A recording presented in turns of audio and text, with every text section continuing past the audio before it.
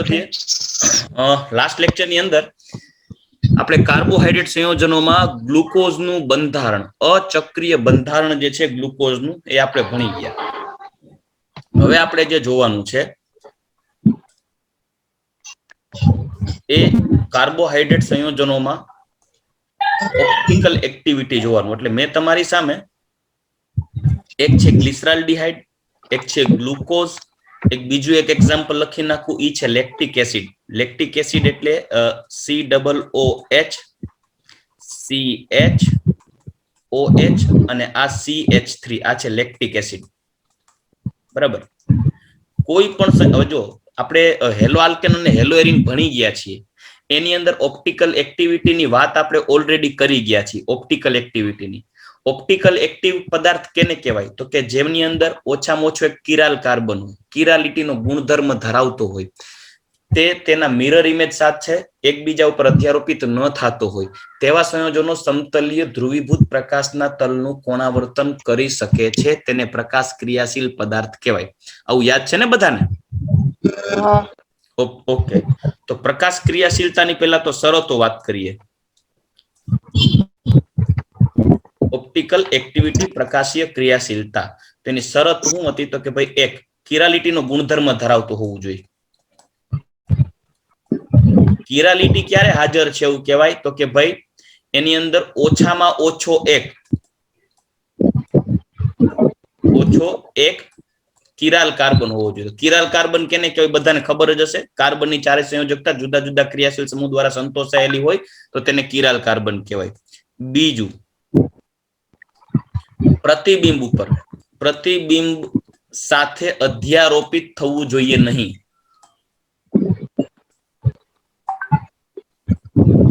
અધ્યારોપિત ન થવો જોઈએ, એને કહેવાય નોન સુપર ઇમ્પોઝેબલ. અને મોસ્ટ મેઇન શરત એ છે આણ્વીય અસમમિતતા, એટલે કે મોલેક્યુલર એસિમેટ્રી. ઇન શોર્ટ, એની અંદર પ્લાન ઓફ સિમેટ્રી ન હોવું જોઈએ. પ્લાન ઓફ સિમેટ્રી એટલે વચ્ચેથી બે ભાગ કરો તો ઉપરનો અને નીચેનો ભાગ એકબીજાના મિરર ઇમેજ ન હોવા જોઈએ. એને કહેવાય આંતરિક સંપૂર્તિ નથી, એવું કહેવાય, જેને પ્લાન ઓફ સિમેટ્રી કહેવાય. ઓકે. તો એ પ્રકાશ ક્રિયાશીલતા થઈ. કોઈ પણ પદાર્થની પ્રકાશ ક્રિયાશીલતા એ તેની સમતલીય ધ્રુવીભૂત પ્રકાશના તલની કોણાવર્તન કરવાની ક્ષમતા તરીકે દર્શાવવામાં આવે. જો કોઈ પદાર્થ સમતલીય ધ્રુવીભૂત પ્રકાશના તલનું કોણાવર્તન જમણી બાજુ કરે તો તેને ડેક્સ્ટ્રો રોટેટરી, અને ડાબી બાજુ કરે તો તેને લીવો રોટેટરી કહેવાય. એટલે ઓપ્ટિકલ એક્ટિવિટીની વાત કરીએ તો આવું યાદ તો છે ને? ઓકે. પ્રકાશ ક્રિયાશીલતામાં એક લઈએ ડેક્સ્ટ્રો, બીજો લઈએ લીવો. એટલે કે દક્ષિણ ભ્રમણીય અને વામ ભ્રમણીય.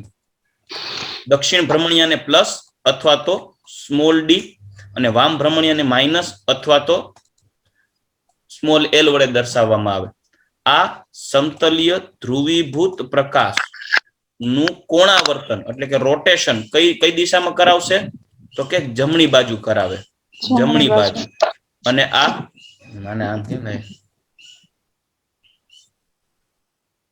અને જ્યારે બીજું, સમતલીય ધ્રુવીભૂત પ્રકાશના તલનું કોણાવર્તન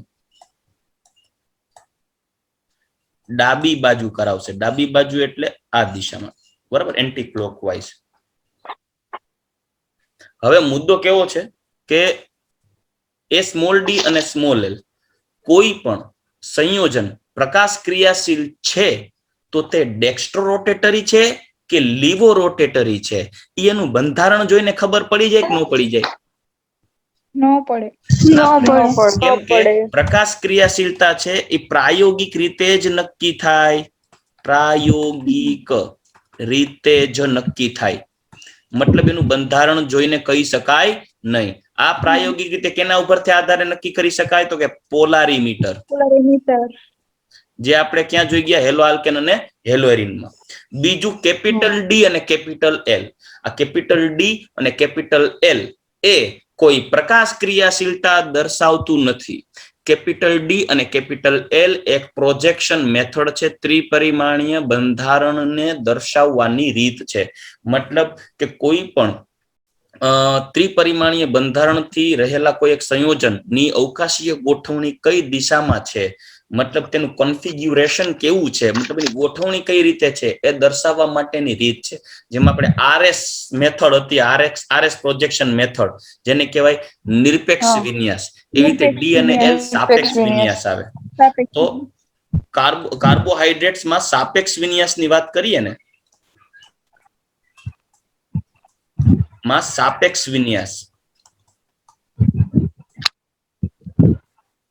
ઈ છે કેપિટલ ડી અને કેપિટલ એલ. તો કેપિટલ ડી અને કેપિટલ એલ ક્યારે જજ થશે? તો કે જો સમતલ્ય ધ્રુવીભૂત અંતિમ કિરાલ કાર્બન હોય, લાસ્ટ કિરાલ કાર્બન. તો જો તમે એક ગ્લુકોઝ બતાવ્યું છે, તો ગ્લુકોઝ નો એક આ પહેલો કિરાલ કાર્બન, આ બીજો, આ ત્રીજો અને આ ચોથો, અંતિમ કિરાલ, લાસ્ટ કિરાલ, અંતિમ કિરાલ કાર્બન જોવાનું. એ લાસ્ટ કિરાલ કાર્બન ઉપર રહેલો જો OH જમણી બાજુ હોય તો તેને કહેવાય કેપિટલ ડી, અને OH ડાબી બાજુ હોય તો એને કહેવાય કેપિટલ એલ. તો જોજો આ અંતિમ કિરાલ કાર્બન પર રહેલ કયા બે ક્રિયાશીલ સમૂહને આધારે નક્કી થાય? OH અથવા તો આમાં OH જશે કાર્બોહાઈડ્રેટ્સમાં રહેલ OH જમણી બાજુ હોય તો કેપિટલ ડી, અને OH લાસ્ટ કિરાલ કાર્બન ઉપર ડાબી બાજુ હોય તો કેપિટલ એલ. બરાબર. પણ યાદ રાખજો, કેપિટલ ડી અને કેપિટલ એલ ને, સ્મોલ ડી અને સ્મોલ એલ ને, ઈ બેને અલગ પાડી શકાય. પણ એ કઈ રીતે? તો કે કેપિટલ ડી અને કેપિટલ એલ એક પ્રોજેક્શન મેથડ છે, ત્રિપરિમાણીય ગોઠવણી દર્શાવવાની રીત છે. જ્યારે સ્મોલ ડી અને સ્મોલ એલ એ સંયોજનનો ગુણધર્મ રિપ્રેઝેન્ટ કરે છે, મતલબ એનો એક સ્વભાવ, એક એની લાક્ષણિકતા દર્શાવે છે. અને ઈ એનો ગુણધર્મ છે સમતલ્ય ધ્રુવીભૂત પ્રકાશના તલને કોણાવર્તન કરવાનું. જ્યારે કેપિટલ ડી અને કેપિટલ એલ એનું બંધારણ બતાવે છે, એનો ગુણધર્મ નથી. આ યાદ રાખજો.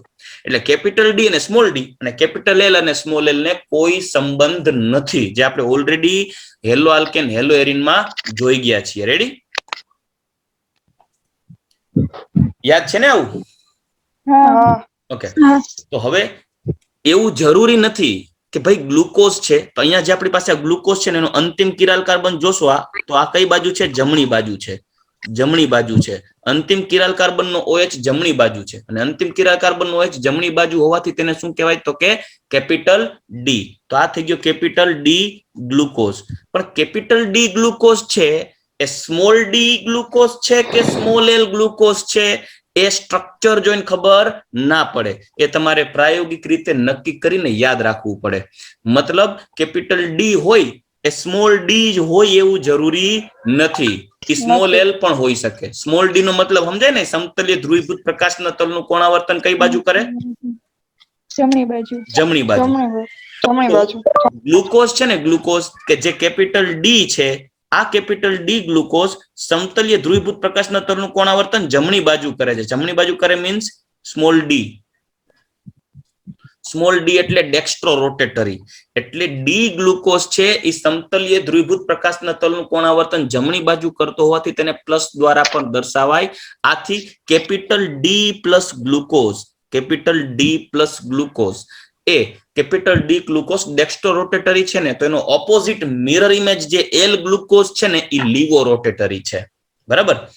એવી જ રીતે મારી પાસે ગ્લિસરાલ્ડિહાઇડ છે. ગ્લિસરાલ્ડિહાઇડ નો આ કિરાલ કાર્બન પેલો કયો કે છેલ્લો કયો, એનો OH કઈ બાજુ છે? જમણી બાજુ છે.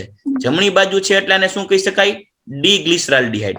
પણ હું તમને પહેલા કહી દઉં કે કેપિટલ ડી હોય એ સ્મોલ ડી જ હોય એવું જરૂરી નથી. પણ તમને આ ઉદાહરણ જોઈને એવું જ લાગશે, સર આ તો કેપિટલ ડી છે, એ સ્મોલ ડી છે.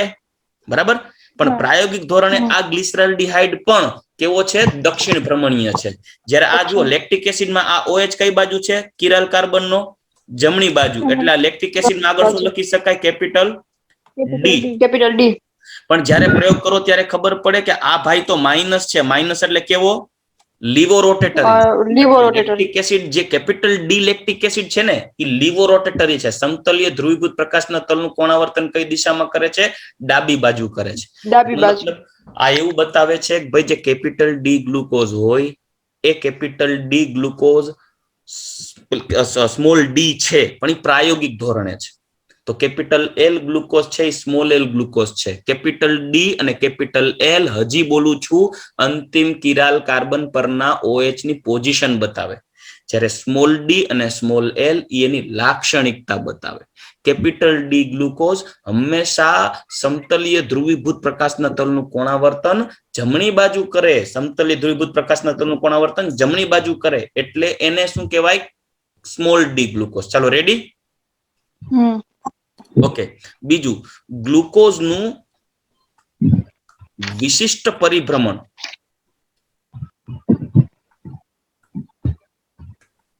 +52.5 ડિગ્રી છે. જો કેપિટલ ડી થયો ને, આ કેપિટલ ડી ગ્લુકોઝ છે જે +52.5 ડિગ્રી પ્રાયોગિક ધોરણે સમતલીય ધ્રુવીભૂત પ્રકાશના તલનું કોણાવર્તન કરે છે એટલે એને સ્મોલ ડી તરીકે દર્શાવ્યો. આ આખો કોન્સેપ્ટ છે ને એ આપણે નેક્સ્ટ ટોપિક ની અંદર જોશું, મ્યુટા રોટેશનની ઘટનાઓ ને એમાં જોશું. પણ ટૂંકમાં આમાં તમને એની ઓપ્ટિકલ એક્ટિવિટી સમજાણી? Capital D small D, capital L small L. Okay. તો આની અંદર હું છે ને ગ્લુકોઝના બંધારણ દોરું. દાખલા તરીકે મારી પાસે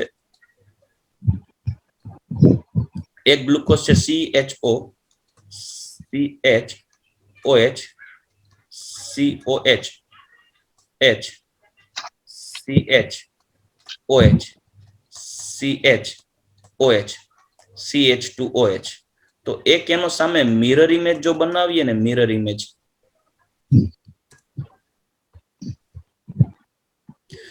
ઇમેજ બનાવીએ તો આવો થાય CHO, COH, H, CH, OH, COH, H, COH, H, CH2OH.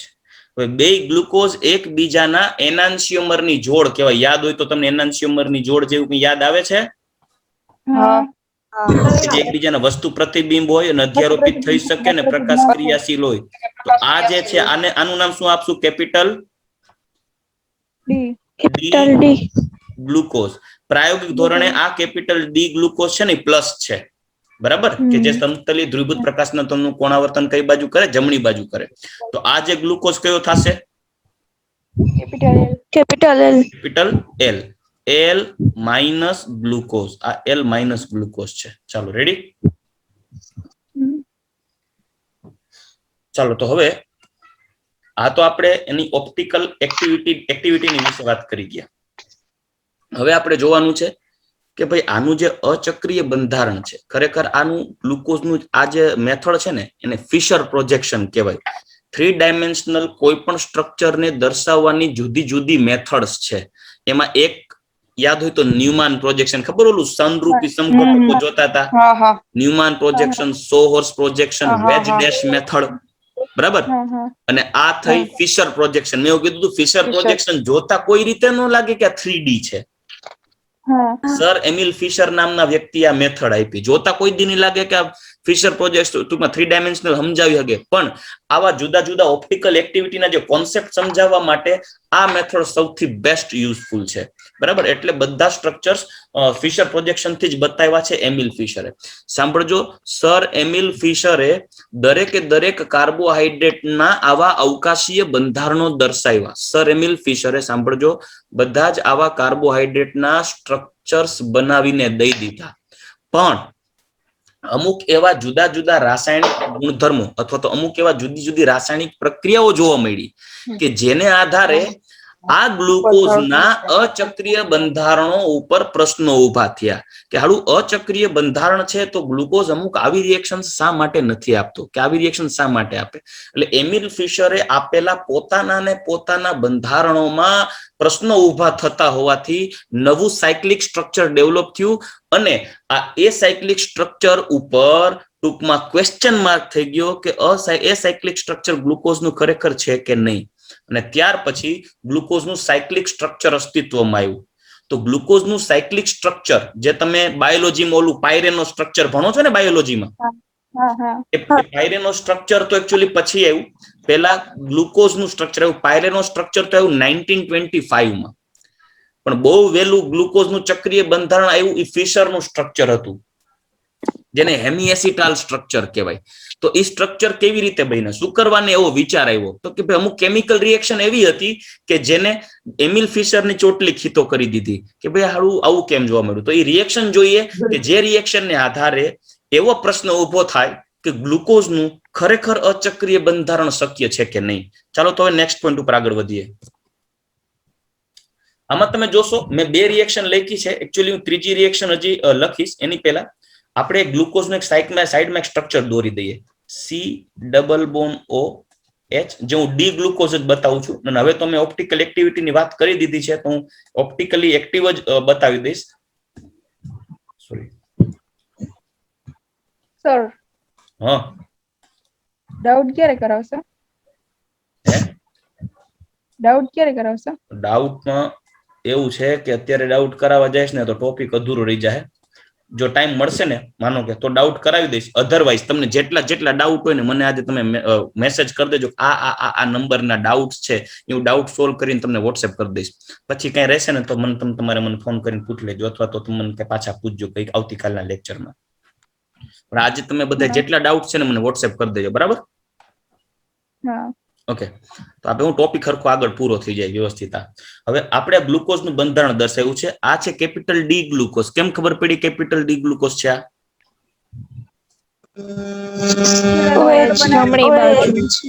આમાં અંતિમ કિરાલ કાર્બન પરનો OH છે જમણી બાજુ છે, એટલે આ છે ડી પ્લસ ગ્લુકોઝ. હવે શું થશે જુઓ, એટલી સેન્સિટિવ પેન છે ને કે જરા કઈ એમ રાઇટિંગ પેડ ની નજીક આવે ને તો સીધું પેજ બદલી જાય. હવે ગ્લુકોઝમાં જોશો તમે ખ્યાલ આવશે, આ જે છે ને એ CHO ક્રિયાશીલ સમૂહ છે, અને CHO એટલે એક પ્રકારનો કાર્બોનિલ જ કહેવાય. કાર્બોનિલ હોય તો કાર્બોનિલ બંધારણ હોય કોઈ પણ સંયોજનનું, એ કાર્બોનિલની જેટલી રાસાયણિક ગુણધર્મો હોય એ જ રાસાયણિક ગુણધર્મો ગ્લુકોઝ દેવો જ જોઈએ. કેમ કે ગ્લુકોઝમાં પણ આલ્ડીહાઇડ છે, ને આલ્ડીહાઇડ એક પ્રકારનો કાર્બોનિલ જ થયો, તો કાર્બોનિલ સંયોજન હોય તો ગ્લુકોઝમાં થવું જોઈએ ને, મતલબ કે કાર્બોનિલ જે પ્રક્રિયા આપતી હોય ગ્લુકોઝ આપતો હોવો જોઈએ. હવે તમે યાદ રાખશો, યાદ કરો કે ભાઈ કાર્બોનિલ જે હોય ને, કાર્બોનિલ એ કઈ રાસાયણિક પ્રક્રિયાઓ આપી શકે છે. તો કોઈ પણ કાર્બોનિલ સંયોજન છે એ પહેલી વસ્તુ HCN સાથે યોગશીલ પ્રક્રિયા આપે, સાઇનોહાઇડ્રીન બનાવે. યાદ કરો તો ગ્લુકોઝ એ સાઇનોહાઇડ્રીન તો બનાવે છે ને. પછી બીજું એ NH2OH સાથે હાઇડ્રોક્સિલ એમાઇન આપે, હાઇડ્રોક્સિલ એમાઇન સોરી ઓક્ઝાઇમ બનાવે, ઓક્ઝાઇમ, બરાબર. અને કોઈ પણ કાર્બોનિલ છે ને એ NaHSO4 સાથે પણ SO3 સોડિયમ બાયસલ્ફાઇડ સાથે હાઇડ્રોજન સલ્ફાઇડ સંયોજન બનાવે, યાદ હોય તો, બરાબર. મુદ્દો એ છે કે ગ્લુકોઝ છે ને, ગ્લુકોઝ છે એ કાર્બોનિલ માટેની પરખ કસોટીમાં હાઇડ્રોજન સાયનાઇડ સાથે પ્રક્રિયા આપે. ગ્લુકોઝ છે એ હાઇડ્રોક્સિલ એમાઇન સાથે રાસાયણિક પ્રક્રિયા આપે, મતલબ આ પરખ કસોટી ગ્લુકોઝની પ્રક્રિયા આપે છે. પણ એ જ રીતે કાર્બોનિલ છે તો આ બે પ્રક્રિયા ઉપરથી આપણે નક્કી કરી લીધું તું, યાદ કરો કે ભાઈ ગ્લુકોઝમાં છે એ કાર્બોનિલ હાજર છે. કેમ તો કે આપણે આ બે જ પ્રક્રિયા જોઈતી, અને પોલિફિનાઇલ હાઇડ્રોજન વાળી પ્રક્રિયા જોઈતી, જેમાં આપણે ઓસેઝોન બનાવ્યું હતું, યાદ કરો. પણ આપણે આ જોયું જ નહોતું. કાર્બોનિલ છે, કાર્બોનિલ આ સોડિયમ બાયસલ્ફાઇડ સાથે આ યોગશીલ પ્રક્રિયા આપે, પરંતુ ગ્લુકોઝ NaHSO3 સાથે આ પ્રક્રિયા આપતું નથી, યોગશીલ પ્રક્રિયા આપતું નથી. એટલે સૌથી પહેલો પોઈન્ટ કે ભાઈ જો ગ્લુકોઝનું બંધારણ 1, એટલે આ બંધારણ 1 કહી દઉં, બરાબર. મોટા ભાગના રાસાયણિક ગુણધર્મો સમજાવી શકે, પરંતુ આ બંધારણ વિશિષ્ટ પ્રકારની રાસાયણિક પ્રક્રિયાઓ નથી સમજાવી શકતું. એને આધારે નથી સમજાવી શકતું ને એટલે ક્વેશ્ચન થાય કે કુછ તો ગડબડ હે દયા, બરાબર. તો જો આલ્ડીહાઇડ સમૂહ હાજર હોવા છતાં ગ્લુકોઝ એક તો પેલી તો સોડિયમ બાયસલ્ફાઇડ સાથે યોગશીલ પ્રક્રિયા નથી આપતું, એટલે આ પ્રક્રિયા થઈ ગઈ, સોડિયમ બાયસલ્ફાઇડ સાથે યોગશીલ પ્રક્રિયા આપતું નથી. બીજી વસ્તુ જો CHO સમૂહ હોય ને, CHO આલ્ડીહાઇડ, માત્ર આલ્ડીહાઇડ. તો આલ્ડીહાઇડ છે ને ઈ સર અવાજ શેમાંથી આવે છે? એ કોકનું સ્પીકર ચાલુ છે. અનમ્યુટ થઈ જાવ, જેના એકવાર બધા અનમ્યુટ થઈ જાવ ઓટોમેટિકલી ખબર પડી જશે. ચાલો, ગ્લુકોઝ છે ને ટોલેન્સ પ્રક્રિયક સાથે પ્રક્રિયા આપે, ટોલેન્સ પ્રક્રિયક સાથે પ્રક્રિયા આપે, અને આલ્ડીહાઇડ પણ ટોલેન્સ સાથે પ્રક્રિયા આપે. ફેહલિંગ સાથે પ્રક્રિયા કરાવીએ, ફેહલિંગ સાથે, તો ગ્લુકોઝ છે એ પ્રક્રિયા આપે, આલ્ડીહાઇડ પણ પ્રક્રિયા આપે. પણ મેં જયારે કાર્બોનિલ ચેપ્ટર ભણાવ્યું ને, કાર્બોનિલ ચેપ્ટર, એ કાર્બોનિલ ચેપ્ટરમાં યાદ કરો, ઓલી સ્કીફ બેઝ બન્યું હતું ને ત્યારે મેં એવું કીધું હતું કે બાયોમોલેક્યુલમાંનો યુઝ કરશું. યાદ આવે છે?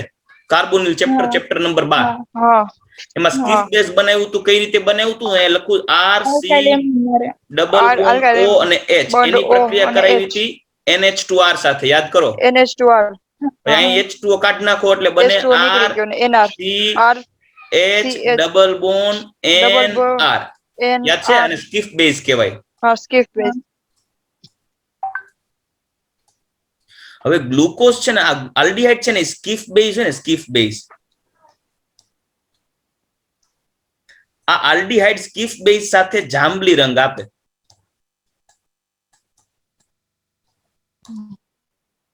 જ્યારે એટલે કે આલ્ડીહાઇડ કોઈ પણ હોય, સ્કીફ બેઝ સાથે જાંબલી રંગ આપે, તો કે આપણને એમ થાય ગ્લુકોઝમાં આલ્ડીહાઇડ છે, સ્કીફ બેઝ સાથે જાંબલી રંગ આપવો જ જોઈએ.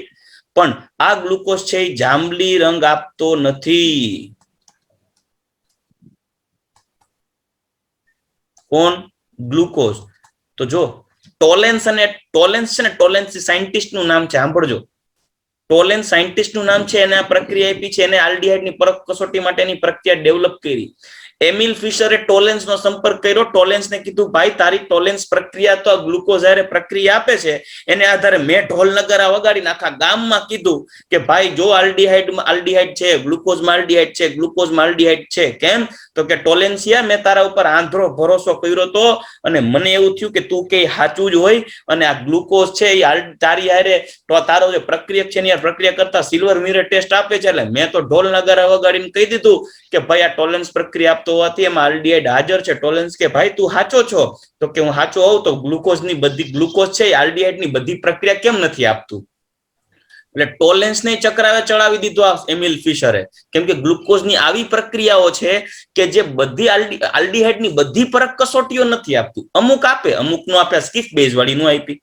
કાર્બોનિલ છે તો કાર્બોનિલની બધી પરખ કસોટી નથી આપતું. હાઇડ્રોજન સાયનાઇડ સાથે, હાઇડ્રોક્સિલ એમાઇન સાથે કે ફિનાઇલ હાઇડ્રોજન સાથેની યોગશીલ પ્રક્રિયાઓ આપે, પણ સોડિયમ બાયસલ્ફાઇડ સાથેની યોગશીલ પ્રક્રિયા નથી આપતું. તો કે એવું કેમ? આમાં કંઈક તો ગડબડ છે. એટલે એના માટે વર્ષો સુધી પાછા રિસર્ચ ચાલુ કર્યા. એ રિસર્ચમાં સર એમિલ ફિશરનો સપોર્ટ, એટલે કે સર એમિલ ફિશરની સાથે ટોલેન્સ અને એક એનો આસિસ્ટન્ટ ટનરેટ, ટોલેન્સ, ટનરેટ અને સર એમિલ ફિશર બધાએ સહિયારી ભાગીદારીથી એમિલ ફિશરે જ પોતાના એસાયક્લિક સ્ટ્રક્ચરમાં, એટલે કે અચક્રીય બંધારણમાં સુધારો કરી અને નવું ચક્રીય બંધારણ આપ્યું, જેને કહેવાય એમિલ ફિશરનું ચક્રીય હેમી એસિટાલ સ્ટ્રક્ચર. એમિલ ફિશરનું ચક્રીય એટલે કે cyclic hemi acetal structure of glucose. પણ એને આને હજી એક ત્રીજી પ્રક્રિયા છે. જો એક તો આ આલ્ડીહાઇડ સમૂહ હાજર હોવા છતાં ગ્લુકોઝ સ્કીફ બેઝ કસોટી આપતું નથી, સ્કીફ કસોટી આપતું નથી, જે જાંબલી રંગવાળી વાત કરી. સોડિયમ બાયસલ્ફાઇડ સાથે યોગશીલ નથી આપતું. ગ્લુકોઝનું પેન્ટા એસિટેટ સંયોજન, પેન્ટા એસિટાઇલ ગ્લુકોઝ, યાદ કરો, સ્ટ્રક્ચર બતાવું તમને એટલે ખ્યાલ આવે. પેન્ટા એસિટાઇલ ગ્લુકોઝ, પેન્ટા એસિટાઇલ ગ્લુકોઝ આઈ જો ઉપર છે. આ પેન્ટા એસિટાઇલ ગ્લુકોઝ આપણે ગ્લુકોઝ નું શું કર્યું હતું? એસાઇલેશન એસિટિક એનહાઇડ્રેટ દ્વારા, બરાબર? યાદ છે ને? ઓકે. તો ગ્લુકોઝનું જે પેન્ટા એસિટાઇલ સ્ટ્રક્ચર છે, પેન્ટા એસિટાઇલ ગ્લુકોઝ એ હાઇડ્રોક્સિલ એમાઇન સાથે પ્રક્રિયા કરતું નથી. હવે જો પેન્ટા એસિટાઇલ ગ્લુકોઝ છે, હાઇડ્રોક્સિલ એમાઇન સાથે પ્રક્રિયા નથી આપતું. કેમ કે હાઇડ્રોક્સિલ એમાઇન NH2OH સાથે પ્રક્રિયા કરવા માટે એની પાસે CHO હોવો જોઈએ ને. પણ પેન્ટા એસિટાઇલ ગ્લુકોઝના 5 OH એસિટાઇલમાં કન્વર્ટ થઈ ગયા. પેન્ટા એસિટાઇલ છે તો હવે એક CHO હોય તો NH2OH હારે પ્રક્રિયા આપી જ દે ને. પણ આમાં તો પેન્ટા એસિટાઇલ સ્ટ્રક્ચર છે, એમાં પેન્ટા એસિટાઇલમાં એકય OH નવરો નથી, કેમ કે એસિટાઇલમાં કન્વર્ટ થઈ ગયો, અને NH2OH હારે પ્રક્રિયા નથી આપતો. મતલબ કે એમાં CHO તો છે જ નહીં. તો CHO છે નહીં તો તમે CHO બતાવ્યો શું કામ એને? એટલે ગ્લુકોઝનું એસાયક્લિક સ્ટ્રક્ચર છે એ દ્વિધામાં આવી ગયું. એટલે જો ગ્લુકોઝનું પેન્ટા એસિટાઇલ સંયોજન હાઇડ્રોક્સિલેમાઇન સાથે પ્રક્રિયા કરતું નથી, જે મુક્ત CHO ની ગેરહાજરી સૂચવે છે. અને આપણે અહીંયા હાજરી બતાવી છે, મતલબ એનું એસાયક્લિક સ્ટ્રક્ચર છે કદાચ ખોટું હોઈ શકે. નથી તો ખોટું છે ને, ખરેખર ખોટું છે જ નહીં, કેમ કે નાના ધોરણથી આજ દી સુધી આપણે ગ્લુકોઝનું આવું જ સ્ટ્રક્ચર ભણ્યા છીએ, બીજું કોઈ સ્ટ્રક્ચર આપણા ધ્યાનમાં જ નથી આવ્યું. ત્રીજી એક રિએક્શન દેખાડો દીકરાઓ, જે ઇમ્પોર્ટન્ટ છે કે ગ્લુકોઝ છે ને, ગ્લુકોઝ મ્યુટા રોટેશન જેવી ઘટના આપે છે.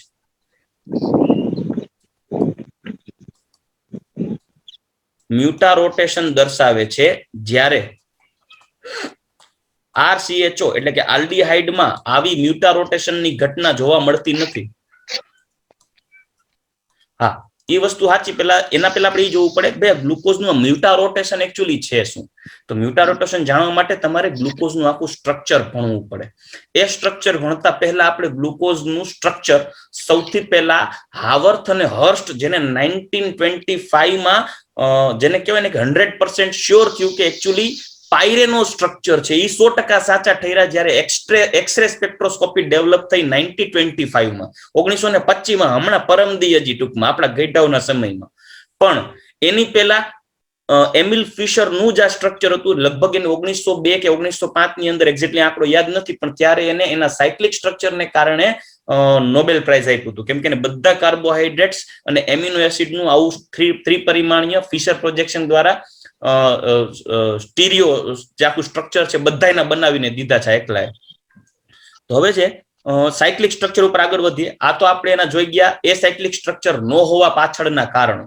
તો ખરેખર આપણે પહેલા એક એ સાયક્લિક સ્ટ્રક્ચર બનાવીએ. જો CH double bond O, CH OH, COH, H, CH OH, CH OH, CH2OH.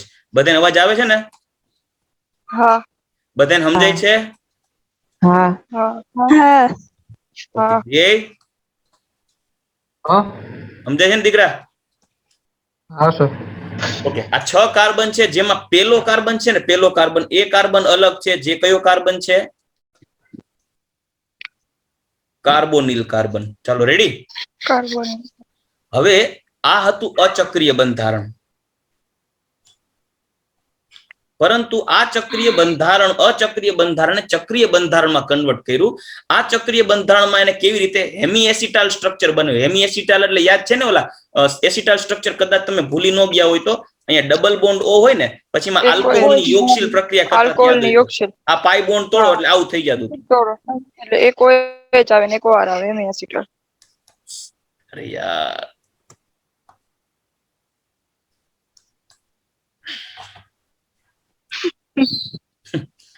એમાં એવું છે ભાઈ, ભમરા રહો ને એટલે આવું થાય. સી અહીંયા OH અને અહીંયા OR, આને આપણે હેમી એસિટાલ બરાબર. તો આવું હેમી એસિટાલ સ્ટ્રક્ચર આપણે આમાં બનાવવાનું છે. કઈ રીતે બનાવવાનું જોઈ લઈએ. અહીંયા શું કરશું, 5મા કાર્બનનો જ્યાં H છે, 5મા કાર્બનનો O અને H, જે 5મા કાર્બનનો આ H છે ને, એ અહીંયા યોગશીલ પ્રક્રિયા અનુભવશે, O સાથે જોડાઈ જશે. બરાબર. જ્યારે O સાથે જોડાઈ જશે અને આ જે ઓક્સિજન છે એ ઓક્સિજન પહેલા અને 5મા કાર્બન ને જોઈન્ટ કરશે, એટલે કઈક સ્ટ્રક્ચર આવું થશે. જો સાંભળજો, પહેલા અને 5મા કાર્બન વચ્ચેની જોઈન્ટ થાય. હું છે ને સીધો અહીં બીજો કાર્બન બતાવું છું. જો આ બીજો કાર્બન, 1 2 3 4 5 અને 6 માં CH2OH.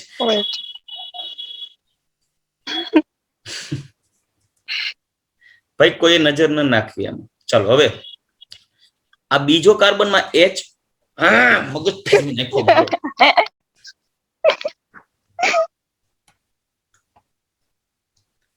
HOH, જો બીજો કાર્બન એમ નામ રાખું છું, ત્રીજો કાર્બન OH, H, ચોથો કાર્બન HOH, 5મો કાર્બન અહીંયા H. આટલું મેં બતાવ્યું છે. નંબર એકવાર પાછા બતાવી દઉં. આ પહેલો કાર્બન, આ બીજો, ત્રીજો, ચોથો, 5મો, છઠ્ઠો, જે અંતિમ કિરાલ હતો ને એ 5મો. બરાબર. હવે એનો જે અહીંયા O જે છે ને, આ O ગ્રીન કલર વાળો O, એ O અહીંયા પહેલા અને પાંચમા વચ્ચે જોઈન્ટ થઈ જશે. અહીંયા પહેલા ને પાંચમા વચ્ચે જોઈન્ટ થઈ ગયું એટલે ચક્ર બની ગયું. કેટલા કાર્બન? જો આ ખૂણા નથી, હો મેં ખૂણા નથી, જોજો ઘણા ખૂણામાં કે સર બંધ રેખા નિરૂપણમાં કાર્બન નો આવે, દોઢા હાડા ત્યાં કાર્બન નો આવે. બરાબર, આ એક ચક્ર છે. કેટલા કાર્બન, કેટલા સભ્યનું ચક્ર થયું જોવો, 1 2 3 4 5 કાર્બન અને એક આ O, 6 સભ્યોનું ચક્ર બન્યું. આ ટીંગાએશ્વર કહેવાય. CH2H કાર્બન ઉપર ટીંગાણો છે. હવે આ પહેલા કાર્બન છે ને, પહેલા કાર્બન ઉપરનું સ્ટ્રક્ચર જોવો. જો આજે આ પહેલો કાર્બન છે ને, આ કાર્બન કયો કાર્બન છે? જે ઓલો એનોમેરિક વાળો કાર્બન છે, યાદ કરો, એનોમેરિક કાર્બન એટલે ઓલો કિરાલ કાર્બોનિલ વાળો કાર્બન. હવે એની ઉપર જે O છે, અહીંયા જે O હતો ને, O એ O આરે કોને નાખી દઈએ? આવડો આ H, સમજાઈ ગયું? અને આ H. તો કોઈ એવું કે હવે આ જે આ OH છે એ ખરેખર અહીંયા તો હતો જ નહીં, અહીંયા કાર્બોનિલ હતો કે નહીં? તો આ જે છે ને OH, આ સક્રિય કહેવાય, સક્રિય OH. જે ખરેખર અચક્રિયમાં શું હતો? કાર્બોનિલ હતો. એટલે આ કાર્બન ને કહેવામાં આવે છે એનોમેરિક કાર્બન. શું કહેવાય? એનોમેરિક કાર્બન. C5 સાથે જોઈન્ટ થાય. જોજો C5 સમજે કે નહીં? આ C5 અને C1 વચ્ચે ઓક્સિજન બે વચ્ચે જોઈન્ટ થાય અને આ જે આખું સ્ટ્રક્ચર બન્યું આને કહેવાય હેમી એસિટાલ સ્ટ્રક્ચર.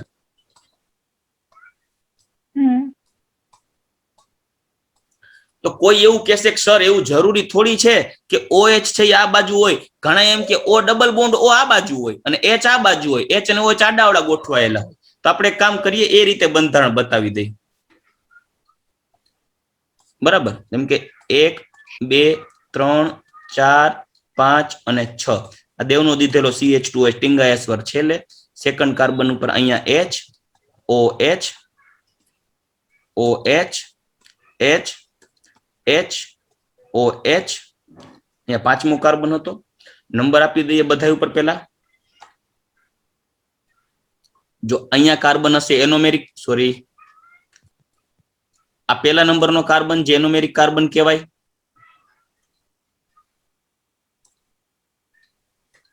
પછી આ બીજા નંબરનો 3 4 5 અને 6. રેડી?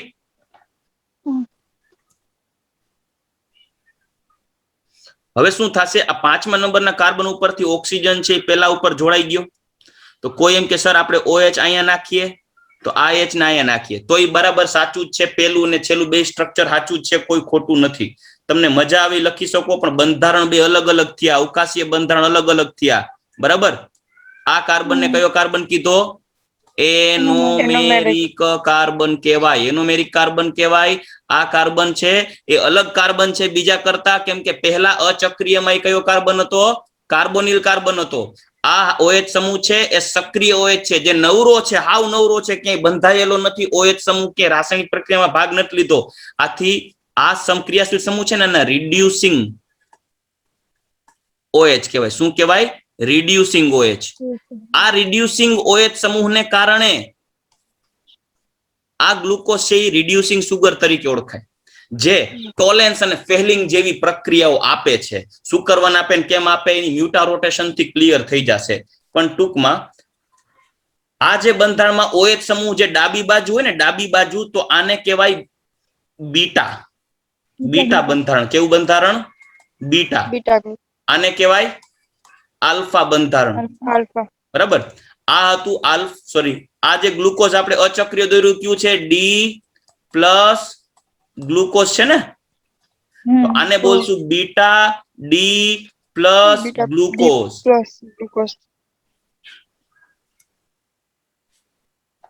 જ્યારે આને કહેશું આપણે આલ્ફા D પ્લસ ગ્લુકોઝ. તો આ આલ્ફા અને બીટા બંને સ્વરૂપ એકબીજાના શું કહેવાય? આ બંને એકબીજાના શું કહેવાય? એનોમર્સ.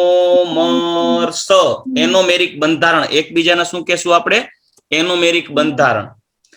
આ આલ્ફા D પ્લસ અને બીટા D પ્લસ આ ગ્લુકોઝના ચક્રીય બંધારણ છે. દોરવું બહુ સહેલું છે, તમારે ખાલી શું કરવાનું છે? જોજો, 6 કાર્બનની શૃંખલા બનાવવાની અચક્રીય, જે તમને આવડતી જ હોય. પછી પાંચમા કાર્બનના OH નો H ઓલા કાર્બોનિલના O આરે જોઈન્ટ કરી દેવાનો.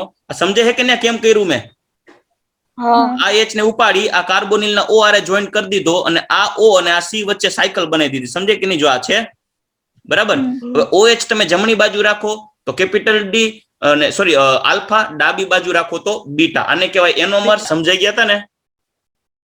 હા ઓકે. તો આજની તારીખમાં આપણે એક ઇમ્પોર્ટન્ટ પોઈન્ટ જોવાનો છે અને એ છે ગ્લુકોઝનું હાવર્થ અને હર્સ્ટ પ્રોજેક્શન. એટલે ગ્લુકોઝનું હાવર્થ અને હર્સ્ટ પ્રોજેક્શન જોવાનું છે. અને બીજી વસ્તુ, હાવર્થ અને હર્સ્ટ પ્રોજેક્શન ઉપરાંત ગ્લુકોઝમાં મ્યુટા રોટેશનની ઘટના જોવાની છે. હાવર્થ હર્સ્ટ પ્રોજેક્શન, મ્યુટા રોટેશનની ઘટના, ગ્લુકોઝમાં મ્યુટા રોટેશન શું છે એના વિશે ચર્ચા કરવાનું છે. સૌથી પહેલા મ્યુટા રોટેશન જોઈએ ને એની પહેલા આપણે ભણવું પડશે વિશિષ્ટ પરિભ્રમણ શું છે. વિશિષ્ટ પરિભ્રમણ કેને કહેવાય? જો વિશિષ્ટ પરિભ્રમણની એક સૂત્ર છે. વિશિષ્ટ પરિભ્રમણ એટલે specific rotation alpha is equal to alpha upon L into C. Alpha upon L into C. આ આલ્ફા છે સમતલીય ધ્રુવીભૂત પ્રકાશના તલનું પદાર્થ દ્વારા થતું કોણાવર્તન. આ એલ છે એ છે પોલારીમીટર ટ્યુબની લંબાઈ.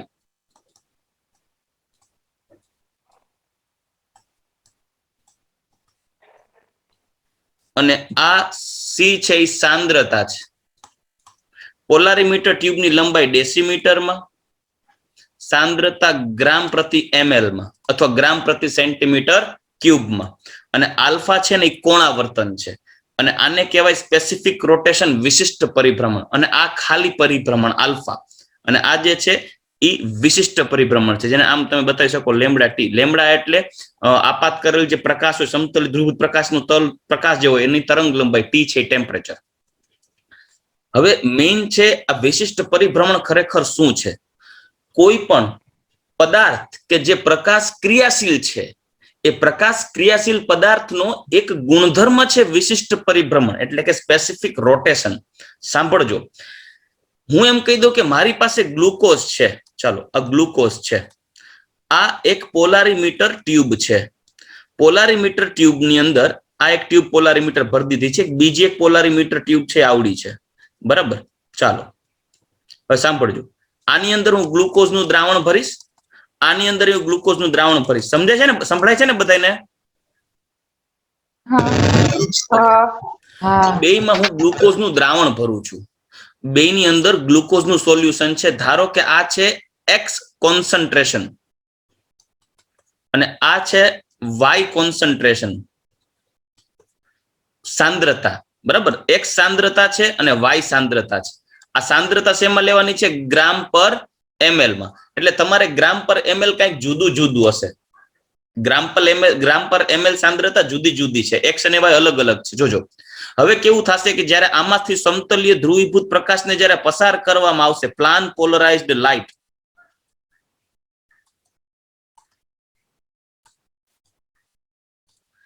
પ્લાન પોલરાઇઝ્ડ લાઇટને જ્યારે આમાંથી પસાર કરવામાં આવે ત્યારે સમતલીય ધ્રુવીભૂત પ્રકાશના તલનું જ્યાં કોણાવર્તન થાય, એ કોણાવર્તન, માનો કે કોણાવર્તન છે a ડિગ્રી થયો, માનો કે પ્લસ a ડિગ્રી થયો, અને આની અંદર જે પ્લાન પોલરાઇઝ્ડ લાઇટ નાખવામાં આવે, અહીંયા જે કોણાવર્તન થશે, બરાબર, રોટેશન, એ માનો કે b ડિગ્રી થયો. સાંભળજો, હું એમ a ડિગ્રી ને b ડિગ્રી છે ને અલગ અલગ હશે. સાંભળજો, a અને b ડિગ્રી કેવું છે? અલગ અલગ હશે, એક નહીં હોય. શું કરવાનું એનું કારણ તમને કહું. ગ્લુકોઝનું દ્રાવણ ભર્યું છે. ગ્લુકોઝ છે એ પ્રકાશ ક્રિયાશીલ છે. શું કરવાને પ્રકાશ ક્રિયાશીલ છે ગ્લુકોઝ? તેનું અણુ બંધારણીય સૂત્ર આવું છે: CHO CHOH COH CH CH2OH. આ છે ગ્લુકોઝ. ગ્લુકોઝની અંદર પ્રકાશ ક્રિયાશીલતાની વાત કરીએ તો ગ્લુકોઝમાં 4 કિરાલ કાર્બન છે અને આ છેલ્લા કિરાલ કાર્બન ઉપર OH જમણી બાજુ છે તેના મિરર ઇમેજ ઉપર અધ્યારોપિત થતો નથી, આથી કિરાલિટીનો ગુણધર્મ ધરાવે છે, આથી તે સમતલીય ધ્રુવીભૂત પ્રકાશના તલનું કોણાવર્તન કરી શકે, એટલે પ્રકાશ ક્રિયાશીલ છે. હવે એ ગ્લુકોઝનું તાજું દ્રાવણ બનાવી અને આની અંદર આપણે ભરી દઈએ તો આ પોલારીમીટર ટ્યુબ છે, પોલારીમીટર ઇન્સ્ટ્રુમેન્ટની અંદર આ પોલારીમીટર ઇન્સ્ટ્રુમેન્ટ થયું. ચાલો અહીંયા રોટેશન માટે એક ડિજિટલ સ્ક્રીન છે, અહીંયા આપણે પોલારીમીટર ટ્યુબ અહીંયા ભરીને મૂકી દેવાની છે. આ ટ્યુબ અહીંયા મૂકી દઈએ. ચાલો આ ટ્યુબનું સ્થાન, પોલારીમીટર, અહીંયા એક ડિટેક્ટર હોય જે ડિટેક્ટ કરશે કે સમતલીય ધ્રુવીભૂત પ્રકાશના તલનું કેટલું કોણાવર્તન થયું. અહીંયા છે એક લેમ્પ છે, લાઇટ સોર્સ છે, ત્યાંથી લાઇટ પસાર કરશે એટલે આમાંથી સમતલીય ધ્રુવીભૂત પ્રકાશના તલનું આગળ એક પ્રકાશ જશે. પોલારીમીટર ટ્યુબમાં અહીંયા પોલરોઇડ ગ્લાસ હોય, પોલરોઇડ ગ્લાસમાંથી બધા જ સમતલમાં શક્ય સમતલમાં ગતિ કરતા પ્રકાશના તરંગો એક જ સમતલમાં થઈ જશે એટલે પોલરોઇડ ગ્લાસમાં એક જ સમતલ અહીંથી પસાર થશે. જ્યારે આમાંથી આ ટ્યુબમાંથી અને આ ટ્યુબમાંથી પ્રકાશનું કિરણ, ધ્રુવીભૂત પ્રકાશનું તલ જ્યારે પસાર થશે ત્યારે કોણાવર્તન બેયમાં એક સરખું નહીં થાય. સાંભળજો, બેયમાં કોણાવર્તન એક સરખું નહીં થાય. આમાં છે A ડિગ્રી પ્લસ, ધારો કે આ છે B ડિગ્રી પ્લસ ગ્લુકોઝમાં, તો પ્રશ્ન થાય કે બેયમાં કોણાવર્તન સરખું કેમ નથી? એનું કારણ છે કે બેયની લેન્થ જોજો, લંબાઈ બેયની અલગ અલગ છે. બે પોલારીમીટર ટ્યુબની લંબાઈ અલગ અલગ છે, બે પોલારીમીટર ટ્યુબમાં ભરેલા દ્રાવણની સાંદ્રતાઓ પણ જુદી જુદી છે. એનો મતલબ એમ કે તે સમતલીય ધ્રુવીભૂત પ્રકાશના તલનું કોણાવર્તન કરશે ને કોઈ પદાર્થ, એ કોણાવર્તન કોઈ ચોક્કસ મૂલ્ય નહીં હોય. એ કોણાવર્તન સાંદ્રતા બદલશે તોય બદલશે, પોલારીમીટર ટ્યુબ બદલશે તોય બદલશે. એનો મતલબ એમ કે કોઈ પણ પ્રકાશ ક્રિયાશીલ પદાર્થ સમતલીય ધ્રુવીભૂત પ્રકાશના તલનું કોણાવર્તન કોઈ એક જ સરખા મૂલ્યનું નહીં કરે. ખાલી કોણાવર્તન કહું છું, ખાલી ભ્રમણ કહું છું, વિશિષ્ટ પરિભ્રમણ નથી કરતો, ખાલી ભ્રમણ કહું છું, ખાલી પરિભ્રમણ કહું છું. ગ્લુકોઝ છે, આ બંને ટ્યુબને વારા ફરતી મૂકીને જોવો ને તો એક ટ્યુબ A બતાવે ને બીજું ટ્યુબ B બતાવે, મતલબ બેમાં ભ્રમણ અલગ અલગ આવ્યું. તો એ ગ્લુકોઝનો ગુણધર્મ વારે ઘડીએ બદલા કરે એવું લાગે ને. તો આપણે ગ્લુકોઝને એના પરિભ્રમણને આધારે માપવું હોય તો કેમ કરવું? તો ત્યારે ગ્લુકોઝનું વિશિષ્ટ પરિભ્રમણ માપવામાં આવે. શું માપવામાં આવે? વિશિષ્ટ પરિભ્રમણ. તો વિશિષ્ટ પરિભ્રમણ શું છે? વિશિષ્ટ પરિભ્રમણમાં આલ્ફાની કિંમત મૂકવાની. એ આલ્ફા ક્યાંથી મળ્યો તો કે આ પ્રયોગ કર્યો ત્યારે, બરાબર. આ કોણાવર્તન અહીંથી મળે પ્રાયોગિક રીતે. કે તમને મજા આવે એ સાંદ્રતા ધરાવતું ગ્લુકોઝનું એક દ્રાવણ બનાવી લેવાનું, મજા આવે એવી સાંદ્રતા ધરાવતું ગ્લુકોઝનું એક દ્રાવણ બનાવી લેવાનું. આ ગ્લુકોઝના દ્રાવણ ને યોગ્ય લંબાઈની ટ્યુબમાં ભરી દેવાનું. પછી એનું પરિભ્રમણ માપો એટલે એમાંથી સમતલીય ધ્રુવીભૂત પ્રકાશના તલનું પસાર કરો. એટલે અહીંયા જે કોણાવર્તન થશે અહીંયા ડિટેક્ટર દ્વારા મપાઈ જશે. એ ડિટેક્ટર તમને ડિટેક્ટ કરીને અહીંયા આન્સર આપશે કે ભાઈ ફલાણું કોણાવર્તન થઈ ગયું. તો ત્યારે તમારે અહીંયા આલ્ફામાં એની કિંમત મૂકી દેવાની. જે પોલારીમીટર ટ્યુબની લંબાઈ છે એ લેન્થ ડેસીમીટરમાં મૂકવાની અને સાંદ્રતા C ગ્રામ પ્રતિ ml માં મૂકો એટલે જે આખો ગુણોત્તર આવશે ને અચળ મૂલ્ય આવશે આલ્ફા. હંમેશા વિશિષ્ટ, એને કહેવાય વિશિષ્ટ પરિભ્રમણ. વિશિષ્ટ પરિભ્રમણ કોઈ દી બદલે નહીં. સમજાય છે હું શું કહું છું? દાખલા તરીકે હું એમ કહી દઉં કે મારી પાસે કોઈ એક A પદાર્થ છે, એનું વિશિષ્ટ પરિભ્રમણ માનો કે 10 ડિગ્રી સેલ્સિયસ છે. વિશિષ્ટ ડિગ્રી સેલ્સિયસ કહી ગયું. માનો કે વિશિષ્ટ પરિભ્રમણ એનું 10 છે. તો એનો મતલબ એમ એ પદાર્થ કોઈ પણ પરિસ્થિતિમાં વિશિષ્ટ પરિભ્રમણ 10 જ બતાવે. કઈ રીતે? દાખલા તરીકે હું આલ્ફા લઉં, વિશિષ્ટ પરિભ્રમણ A માટે આલ્ફા બરાબર સૂત્ર મૂકું પરિભ્રમણ ના છેદમાં, એટલે આલ્ફા ના છેદમાં L into C. માનો કે અહીંયા આલ્ફા આવ્યું એનું 100, આલ્ફા 100 આવ્યું, બરાબર. રોટેશન આવ્યું 100. આ 10 ડેસીમીટર જેટલી એની લંબાઈ લીધી, પોલારીમીટર ટ્યુબની લંબાઈ 10 ડેસીમીટર લીધી, બરાબર. અને સાંદ્રતા લીધું 1 ગ્રામ પ્રતિ ml. તો આનો ગુણોત્તર કેટલો આવશે? તો કે 10. ચલો, તો આ 10 થઈ ગયું વિશિષ્ટ પરિભ્રમણ આલ્ફા. પણ માનો કે સર મેં આ વખતે શું કર્યું? બીજું એક્સપેરિમેન્ટ કર્યું. શું? તો કે મેં આ વખતે છે ને જે ટ્યુબ હતી ને એ ટ્યુબની લંબાઈ છે, લંબાઈ ચેન્જ કરી. કેટલી કરી? તો કે મેં એ ટ્યુબની લંબાઈ કરી, માની લ્યો કે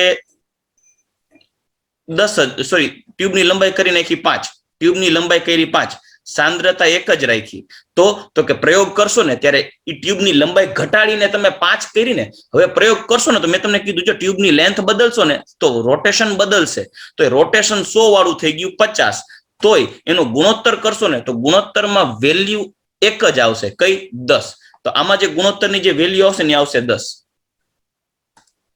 તો વિશિષ્ટ પરિભ્રમણ છે ને એ ફિક્સ જ આવશે.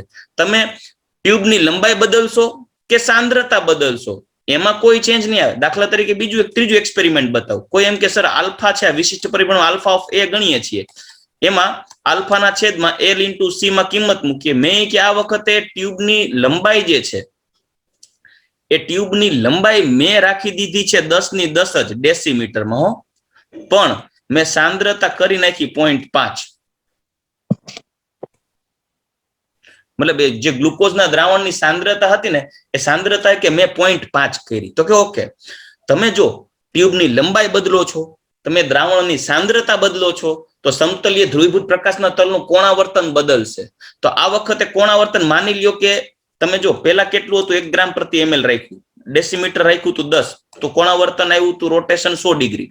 હવે તમે શું કર્યું તો કે ટ્યુબની લેન્થ ડેસીમીટરમાં 10 જ રાખી, પણ સાંદ્રતા અડધી કરી નાખી. અહીંયા કોણાવર્તન પ્રેક્ટિકલી મળશે 50 ડિગ્રી, 50 ડિગ્રી. પણ તમે એનો સાદુરૂપ આપશો ને તો સાદુરૂપ તો 10 જ આવશે, બરાબર? કેમ કે અહીંયા 0.5 એટલે થઈ જશે 1/2, 1/2 નો 2 ઉપર જવા દેશો એટલે 100 થઈ જશે, 100/10 10 ડિગ્રી. એટલે તમે લેન્થ બદલશો કે સાંદ્રતા બદલશો, રોટેશન બદલશે, ભ્રમણ બદલશે, આલ્ફા બદલશે, પણ વિશિષ્ટ પરિભ્રમણ નહીં બદલે, મતલબ સ્પેસિફિક રોટેશન નહીં બદલે. આથી કોઈ પણ પ્રકાશ ક્રિયાશીલ પદાર્થનું વિશિષ્ટ પરિભ્રમણ એટલે કે સ્પેસિફિક રોટેશન હંમેશા ફિક્સ જ હોય, બદલે નહીં. ગ્લુકોઝનું વિશિષ્ટ પરિભ્રમણ 52.5 પ્લસ છે, 52.5 પ્લસ. એટલે અહીંયા એક મુદ્દો ખાસ છે, નોટ ડાઉન કરીશ કે કોઈ પણ પદાર્થ નું વિશિષ્ટ પરિભ્રમણ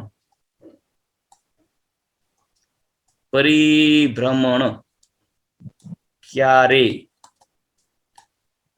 બદલે નહીં, મતલબ અચળ હોય. હજી ચોખવટ કરું છું, વિશિષ્ટ પરિભ્રમણ નહીં બદલે, પરિભ્રમણ બદલી શકે. પરિભ્રમણ ક્યારે બદલે? તમે પોલારીમીટર ટ્યુબની લંબાઈ બદલો, પોલારીમીટરમાં ભરવામાં આવતા દ્રાવણની સાંદ્રતા બદલો, પણ એના દ્વારા મળતું ભ્રમણ પોલારીમીટર ટ્યુબની લંબાઈ ડેસીમીટરમાં અને સાંદ્રતા ગ્રામ પ્રતિ ml માં, એ બધી વસ્તુ એપ્લાય કરી અને વિશિષ્ટ પરિભ્રમણના સૂત્રમાં કિંમત મૂકશો તો એ ગાણિતીય મૂલ્ય આવશે જે દરેક વખતે અચળ આવશે.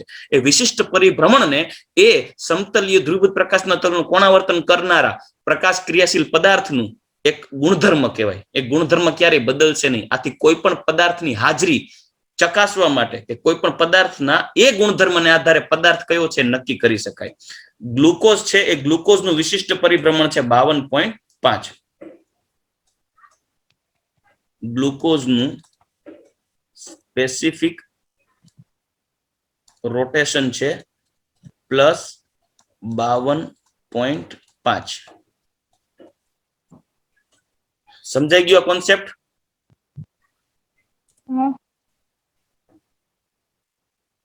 ક્લિયર છે ને? આપણે જે પોઈન્ટ જોવો છે ને એ છે મ્યુટા રોટેશન. મંતસાને બિચારીની હેરાનગતિ લાગે નેટવર્કની, કેમ કે મ્યુટા રોટેશન હું એકચ્યુઅલી આ પોઈન્ટ એટલે લીધો કેમ કે મારે મ્યુટા રોટેશનની અંદર વિશિષ્ટ પરિભ્રમણનો ઉલ્લેખ કરવાનો છે. એટલે ચાલો હવે આપણે મ્યુટા રોટેશન, હાવર્થ હર્સ્ટ પ્રોજેક્શન આ બધી વસ્તુ જોઈ લઈએ.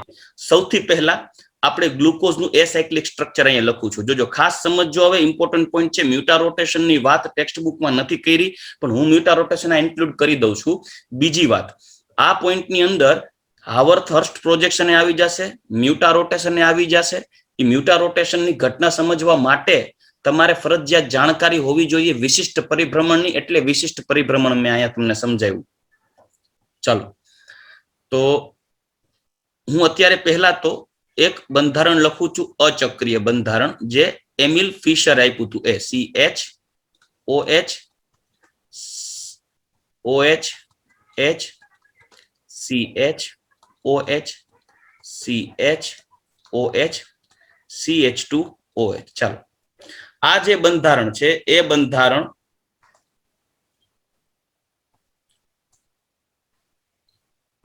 અહીંયા C ડબલ બોન્ડ O આ H આ કાર્બોનિલ કાર્બન, આનું નામ છે D પ્લસ ગ્લુકોઝ.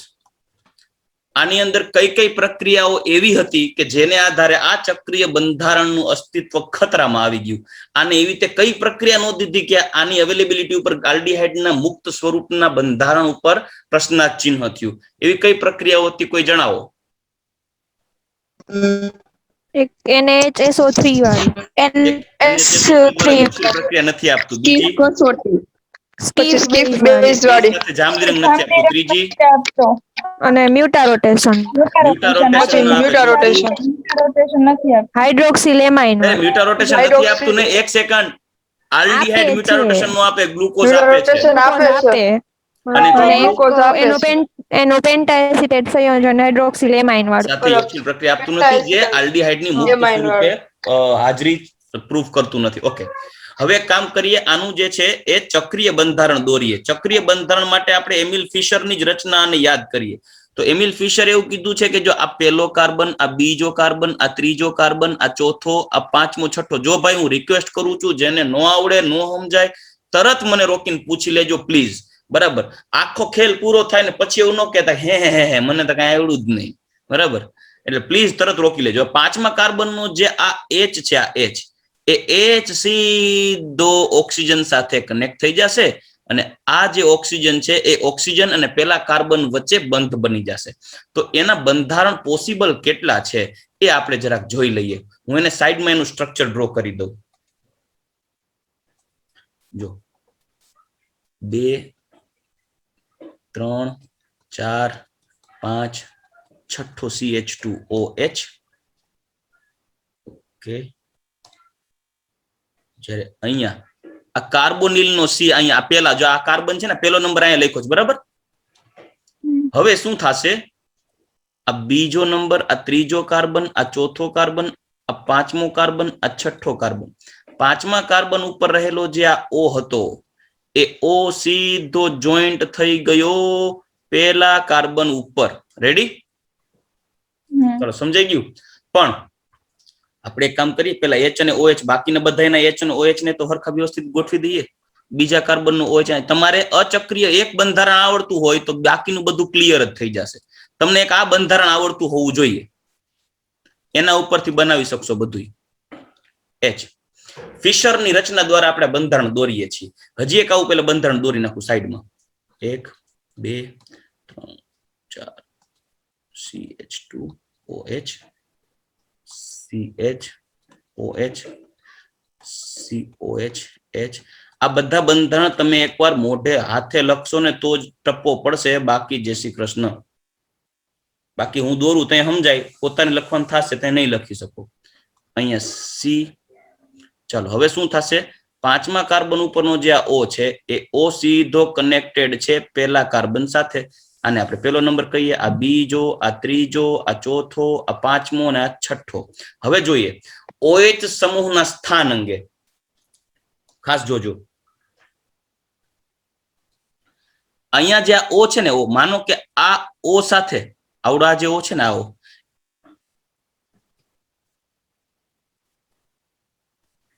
કાર્બોનિલ ઉપરનો જે કાર્બોનિલ નો ઓક્સિજન હતો ને, એ કાર્બોનિલ ના ઓક્સિજન સાથે પાંચમા કાર્બન ઉપરનો જે OH હતો, જો અહીંયા OH, એનો ઓક્સિજન છે એ પેલા અને પાંચમા વચ્ચે જોઈન્ટ થઈ ગયો. જ્યારે OH નો આ હાઇડ્રોજન છે કાર્બોનિલ ના ઓક્સિજન સાથે જોઈન્ટ થઈ એટલે અહીંયા આવશે. ધારી લો કે OH આ બાજુ આવશે તો લેફ્ટ સાઈડ શું આવશે? H આવશે કે નહીં? તો આના સ્થાન અંગે બીજી શક્યતા કઈ? તો કે સર એવું જરૂરી થોડી છે કે OH જમણી બાજુ જ આવે. માનો કે આ કાર્બોનિલ માં ડબલ બોન્ડ O આ બાજુ હોય, C અને આવું હતું, તો એના માટે આપણે કામ કરીએ, બીજી શક્યતાને OH આપણે અહીંયા લખી નાખીએ અને H અહીંયા લખી નાખીએ. બરાબર કે નહીં? તો આ જે બંધારણ છે, આ જે કાર્બન છે એને કયો કાર્બન કહેવામાં આવે? એનોમેરિક કાર્બન. એનોમેરિક કાર્બન. ચલો, આ કયો થઈ ગયો? એનોમેરિક કાર્બન. બે બાજુ એનોમેરિક કાર્બન થઈ ગયું. હવે એનોમેરિક કાર્બન. એનોમેરિક કાર્બન એ એવો કાર્બન છે કે જે અચક્રીય બંધારણનો કાર્બોનિલ કાર્બન હતો. પહેલું સ્ટ્રક્ચર, આ બીજું અને આ ત્રીજું, એમાં આ જે ઇન્ટરમીડિયેટ મધ્યસ્થી બંધારણ થયું પહેલું ને ત્રીજું, એમાં જો OH આને કહેવાય હેમી એસિટાલ ચક્રીય બંધારણ અને ફિશર પ્રોજેક્શન નું બંધારણ કહેવાય. મતલબ ફિશર ની પદ્ધતિ દ્વારા દર્શાવેલું ચક્રીય બંધારણ છે, ફિશર પ્રોજેક્શન દ્વારા દર્શાવ્યું છે. હવે જોઈએ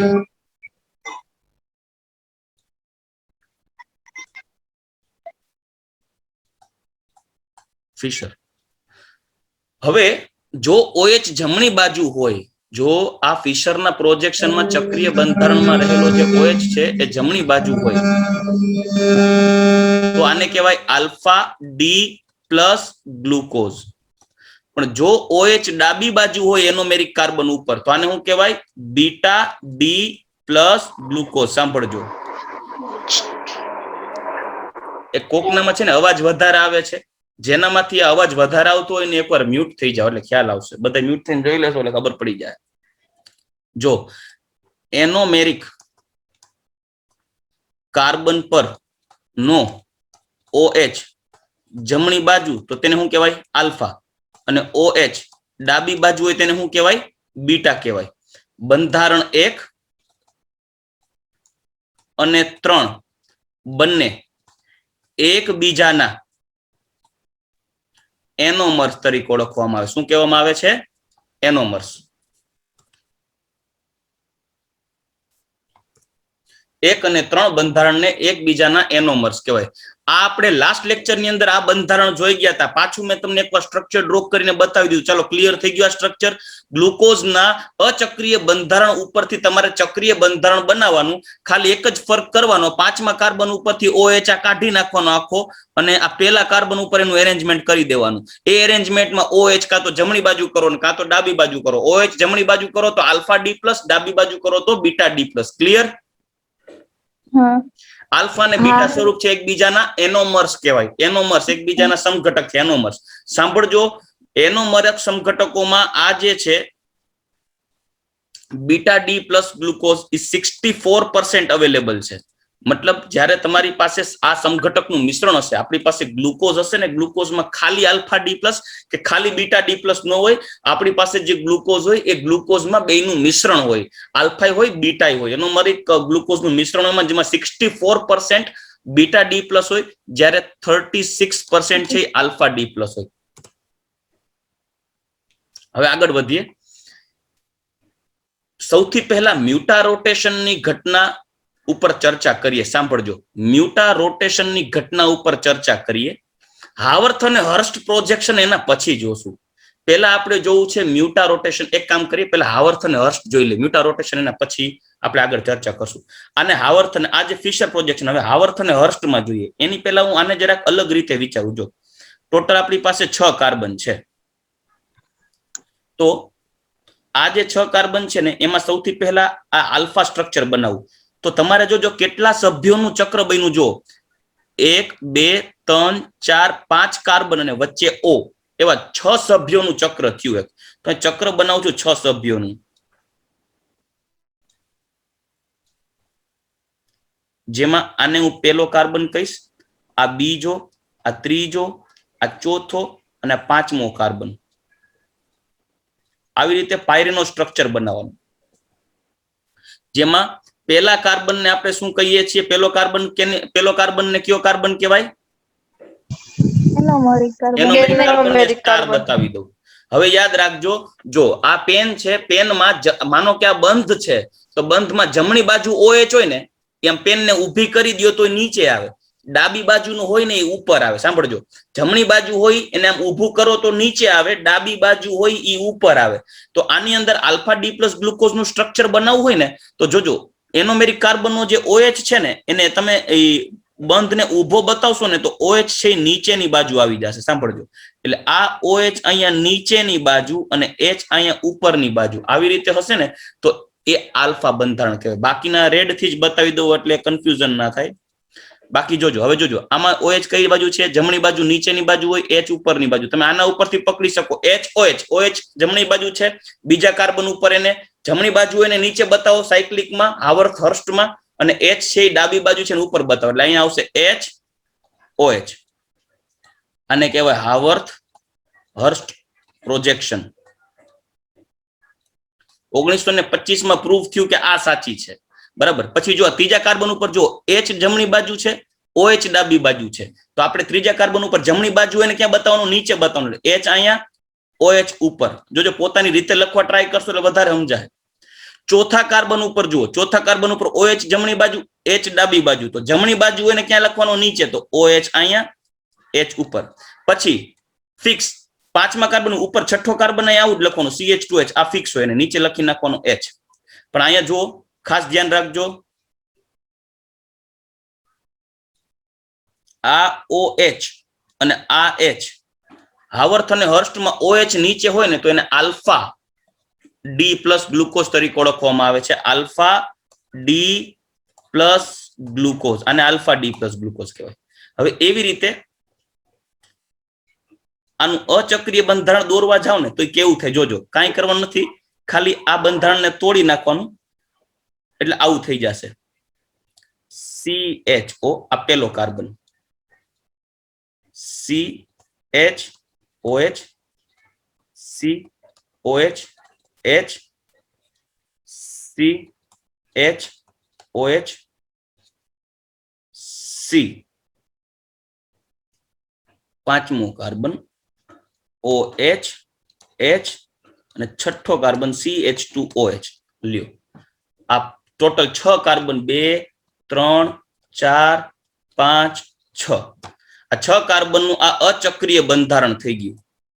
અને આવી રીતે મને હુડાવી, આમ પટ્ટી હતી આમ હુડાઈને વાંકી કરી દીધી, આવું બતાવી દીધું, આ અચક્રીય. હવે બીટા D પ્લસ ગ્લુકોઝ બંધારણ દોરીએ તો એની અંદર હાવર્થ હર્સ્ટ પ્રોજેક્શન દોરી. હાવર્થ હર્સ્ટ પ્રોજેક્શન તો એ કંઈક આવું થશે. આ બંધારણ સમજાય છે ને ભાઈ, દોરું છું ઈ કેવી રીતે દોરું છું ઈ? બે તને સમજાય, બધાને સમજાય છે? તન્વી, તન્વી, સંધ્યા, રૂપાલી, તમારા લોકોનો તો અવાજ જ મેં ભૂલી ગયો હું કેવા હોય. હફઝા, ખબર.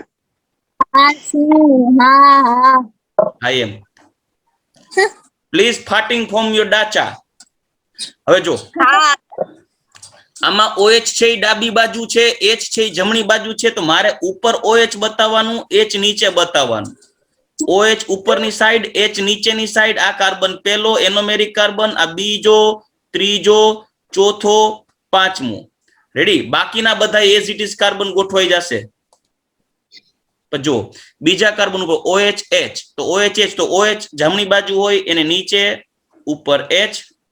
પછી અહીંયા થર્ડ ઉપર OH, H, ચોથા ઉપર H, OH, છઠ્ઠો કાર્બન ફરજિયાત ઉપર લખવાનો CH2OH નંબર 6 ઉપર, અને અહીંયા H. આ થઈ ગયું હાવર્થ હર્સ્ટ પ્રોજેક્શન પ્રમાણે બીટા D પ્લસ ગ્લુકોઝ. ચાલો, તમને એક બંધારણ, અચક્રીય બંધારણ એક આવડતું હોય ને તો બાકી બધું આવડી જશે. ચાલો હવે આપણે મ્યુટા રોટેશનની ઘટના ઉપર આગળ વધીએ. ચાલો, તો અત્યારે આપણે જે પોઈન્ટ જોઈ ગયા, ડિસ્કસ કરી ગયા, એ આપણે ત્રિપરિમાણીય હાવર્થ અને હર્સ્ટ પ્રોજેક્શન અને ફિશર પ્રોજેક્શન ની વાત કરી ગયા કે ભાઈ ગ્લુકોઝ છે એ સર એમિલ ફિશરે સૌથી પહેલા સાયક્લિક સ્ટ્રક્ચર વિશેની વાત કરી.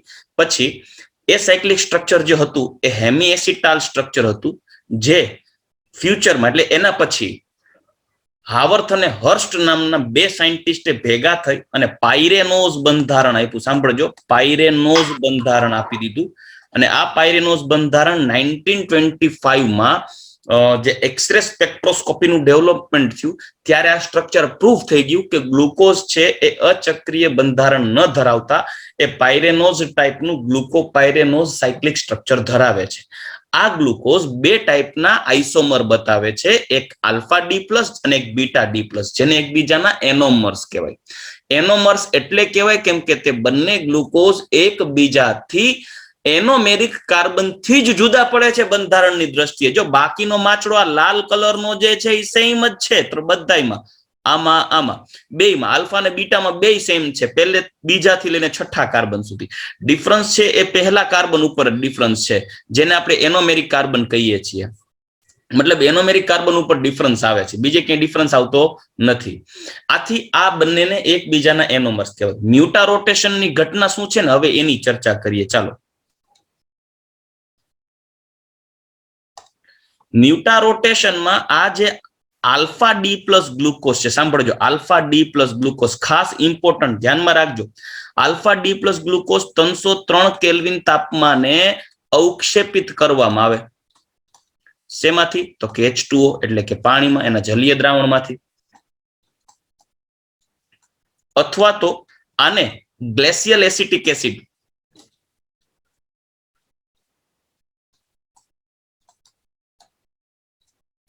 એટલે કે ગ્લેશિયલ એટલે કે સૌથી સાંદ્ર ઇથેનોઇક એસિડ માંથી પણ તેને અવક્ષેપિત કરી શકાય. અથવા તો 303 કેલ્વિન તાપમાને પાણીમાંથી એને ક્રિસ્ટલાઇઝ કરવામાં આવે 303 કેલ્વિન ટેમ્પરેચર. જ્યારે બીટા ડી પ્લસ ગ્લુકોઝ છે ને એને 372 કેલ્વિન તાપમાને પાણીમાંથી અવક્ષેપિત કરી શકાય.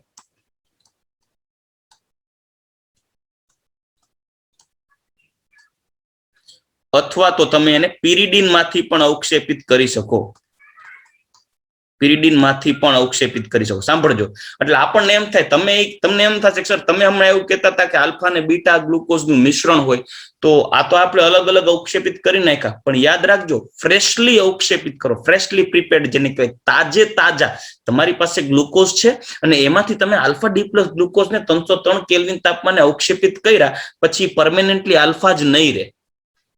એ પાછું જેને કહેવાય ને કે ઇક્વિલિબ્રિયમ સ્ટેટની જેમ સતત ને સતત બંધારણ 1 અને બંધારણ 2 એટલે આલ્ફા અને બીટા એકબીજામાં રૂપાંતર થતા રહેશે. એ જ ઘટના મ્યુટા રોટેશન છે, આપણે સમજવાની છે. પણ સૌથી પહેલા શું થશે સાંભળજો. હવે આપણી પાસે આલ્ફા ડી પ્લસ ગ્લુકોઝ છે, જેને મેં 303 કેલ્વિન તાપમાને અવક્ષેપિત કરી લીધું H2O માંથી. જેવું 303 કેલ્વિન તાપમાને આલ્ફા ડી પ્લસ ગ્લુકોઝને અવક્ષેપિત કરીએ ને એટલે એનું પાણીમાં તાજું દ્રાવણ બનાવી લેશું. તાજું દ્રાવણ બનાવી અને એને પોલારીમીટર ટ્યુબમાં ભરી દેશું. પોલારીમીટર ટ્યુબમાં ભરી અને પોલારીમીટરમાં મૂકશું અને એની સમતલીય ધ્રુવીભૂત પ્રકાશને પસાર કરશું. એટલે સમતલીય ધ્રુવીભૂત પ્રકાશના તલનું થશે કોણાવર્તન. સાંભળજો, સમતલીય ધ્રુવીભૂત પ્રકાશના તલનું શું થઈ જશે? કોણાવર્તન થશે. આ સમતલીય ધ્રુવીભૂત પ્રકાશના તલનું કોણાવર્તન થાય એમાં આપણે આલ્ફા મળે અને એ આલ્ફાનો ઉપયોગ કરી અને આપણે વિશિષ્ટ પરિભ્રમણ ગણીએ. Alpha upon L into C. સંભળાય છે ને શું કહું છું? આનું જે આલ્ફા ડી પ્લસ ગ્લુકોઝ છે ને, આનું તાજા બનાવેલા દ્રાવણ, સાંભળજો, તાજા દ્રાવણનું સ્પેસિફિક રોટેશન એટલે કે વિશિષ્ટ પરિભ્રમણ 112 ડિગ્રી પ્લસ મળે છે. જેવું તાજું બનાવો ત્યારની વાત કરું છું, પછી એને ટેમ્પરરી થોડીક વાર રહેવા દો ને પછી વળી ચેક કરો ને, એમ નહીં. તાજું દ્રાવણ બનાવ્યું ને ત્યારે તેનું વિશિષ્ટ પરિભ્રમણ 112 ડિગ્રી પ્લસ મળ્યું. 112 ડિગ્રી પ્લસ. વિશિષ્ટ પરિભ્રમણ કેમ ગણ્યું હશે પાછું કહું. આલ્ફા ડી પ્લસ ને પ્રેસિપિટેટ કર્યો 303 કેલ્વિન ટેમ્પરેચરે, પછી એને પાણીમાં ઓગાળી અને એને તરત જ દ્રાવણ બનાવી કોઈ ચોક્કસ સાંદ્રતાએ પોલારીમીટર ટ્યુબમાં મૂકી ઇન્સ્ટન્ટ એને પ્રેક્ટિકલી એપ્લાય કરવામાં આવ્યું. રોટેશન મળ્યું આલ્ફા, જે મળ્યું હોય 112 ન મળ્યું હોય પણ જે મળ્યું હોય એ રોટેશનને કિંમત મૂકી વિશિષ્ટ પરિભ્રમણના સૂત્રમાં. એ વિશિષ્ટ પરિભ્રમણ શું છે? તો કે સ્પેસિફિક રોટેશનનું સૂત્ર alpha is equal to alpha upon L into C. એમાં કિંમત મૂકી, લેન્થ ડેસીમીટરમાં જે લીધી હોય તે પોલારીમીટરની લંબાઈ જોઈ લીધી હોય, સાંદ્રતા જે દ્રાવણ બનાવ્યું હોય ગ્રામ પ્રતિ ml માં સાંદ્રતા લઈ લીધી, આલ્ફા પ્રેક્ટિકલી જે મળ્યું હોય એની કિંમત લીધી 112 ડિગ્રી. હવે શું કરીએ કે એ જે આલ્ફા ડી પ્લસ ગ્લુકોઝ આપણે બનાવ્યું હતું, થોડી વાર એ દ્રાવણને રહેવા દઈએ. ઈનું ઈ દ્રાવણ થોડીક સમય પછી, અમુક સમય પછી પાછું એનું એ દ્રાવણ પાછું રિફિલ કરીએ. એટલે પાછું આપણે પોલારીમીટર ટ્યુબમાં ભરી અને એનું વિશિષ્ટ પરિભ્રમણ માપવામાં આવે છે. તો સાંભળજો, એક આખું જેને કહેવાય ને કે અનપ્રેડિક્ટેબલ રિઝલ્ટ આવે એમાં. 112 ડિગ્રી પ્લસ રોટેશન મળતું હતું આલ્ફા ડી પ્લસ ગ્લુકોઝના દ્રાવણમાં સમતલીય ધ્રુવીભૂત પ્રકાશના તલ માટે આલ્ફા ડી પ્લસ ગ્લુકોઝ જે તાજું દ્રાવણ બનાવ્યું, પ્રેસિપિટેટ કર્યું, તાજું અવક્ષેપિત કરીને દ્રાવણ બનાવી અને એનું વિશિષ્ટ પરિભ્રમણ માપ્યું તો 112 ડિગ્રી મળ્યું પ્લસ.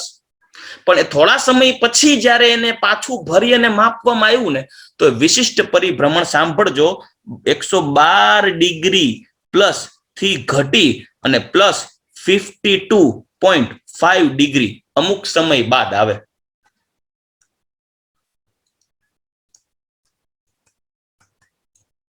અમુક સમય બાદ આ વિશિષ્ટ પરિભ્રમણ 112 ડિગ્રી થી ઘટી અને 52.5 આવી ગયું. એટલે આપણને એમ થાય કે સાલું આમાં કંઈક લોચો થઈ ગયો હશે, કોઈ કન્ટામિનેશન થઈ ગયું હશે. તો એ જ દ્રાવણને વળી અમુક સમય પછી વળી પાછું ભરો, વળી પાછું પોલારીમીટરમાં નાખો, વળી વિશિષ્ટ પરિભ્રમણ માપો. કઈ રીતે માપવાનું મેં તમને હેલો આલ્કેન હેલોરીનમાં કીધું હતું, પોલારીમીટર ટ્યુબ ને એના વિશે ડિટેલમાં કોન્સેપ્ટ કીધો તો મેં. કદાચ યાદ ન હોય તો એકવાર લેક્ચર પાછા જોઈ લેજો કે એની અંદર પોલારીમીટર ટ્યુબમાં સાંદ્રતા યુક્ત યોગ્ય સાંદ્રતા ધરાવતો દ્રાવણ ભરી પોલારીમીટરમાં રાખી ટ્યુબને બંધ કરો, લાઇટ પાસ થશે, સમતલી ધ્રુવીભૂત પ્રકાશના તરલ જ્યારે અંદર આવશે તે કોણાવર્તન થઈ જાય. એ કોણાવર્તન હોય alpha. Alpha upon L into C એટલે મળશે આ વિશિષ્ટ પરિભ્રમણ જે આપણે હમણાં જોઈ ગયા. આલ્ફા ડી પ્લસ ગ્લુકોઝ નું તાજું દ્રાવણ બનાવ્યું ત્યારે વિશિષ્ટ પરિભ્રમણ આવ્યું 112, જે અમુક સમય બાદ ઘટીને 52.5 ડિગ્રી થઈ ગયું અને એ પાછું પરમેનન્ટ રહ્યું. મતલબ જ્યારે 52.5 થઈ ગયું ને પછી તમે હવે લાંબા સમય સુધી ગમે ત્યારે તમે એ એક્સપેરિમેન્ટ પાછો રિવાઇઝ કર્યા કરો, એનું દ્રાવણ પાછું ભરો, વળી કલાક પછી એનું દ્રાવણ પાછું ભરો, વળી કલાક પછી એનું દ્રાવણ પાછું ભરો તો 52.5 જ આવે. પણ જેવું તાજું બનાવો વળી પાછું અવક્ષેપિત કરો દ્રાવણમાંથી આલ્ફા ડી પ્લસ ગ્લુકોઝ ને 303 કેલ્વિન તાપમાને તાજું અવક્ષેપ બનાવો, તાજું દ્રાવણ બનાવો ફટાફટ, એને પાછું એક્સપેરિમેન્ટ કરો તો 112 આવે. હવે ઈ દ્રાવણને થોડીક વાર રહેવા દો અને થોડીક વાર પછી જોશો તો 52.5 આવ્યું. આ 52.5 હવે પરમેનન્ટ રહી ગયું. સમજાઈ ગયું શું થયું, શું કહું છું એ સમજાય છે? હા. ઓકે, બધાને બોલવાનું, 4-5 ને નહીં, સામૂહિક. હા, જેને સમજાતું હોય, ન સમજાતું આય પાડજો.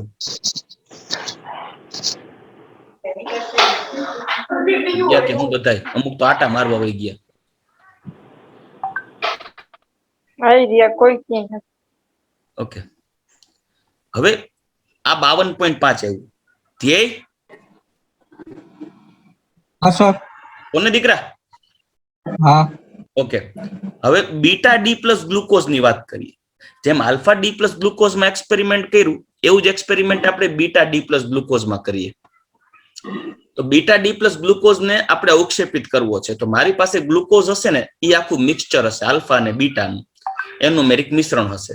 તો હવે હું શું કરીશ, 372 કેલ્વિન તાપમાને કાં તો પીરીડીન અથવા તો પાણીમાં 372 કેલ્વિન તાપમાને હું અવક્ષેપિત કરીશ ને ત્યારે ગ્લુકોઝના પ્રેસિપિટેટ મળશે, બીટા ડી પ્લસ ગ્લુકોઝના હશે.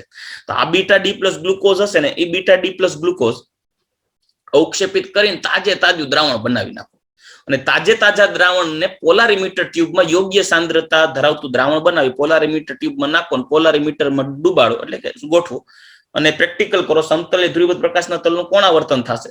એ કોણાવર્તન મળે આલ્ફા. આલ્ફા ઉપરથી વિશિષ્ટ પરિભ્રમણ ગોતો, alpha upon L into C. તો બીટા ડી પ્લસ ગ્લુકોઝ નું વિશિષ્ટ પરિભ્રમણ સાંભળજો. આનું વિશિષ્ટ પરિભ્રમણ બીટા ડી પ્લસ ગ્લુકોઝ નું વિશિષ્ટ પરિભ્રમણ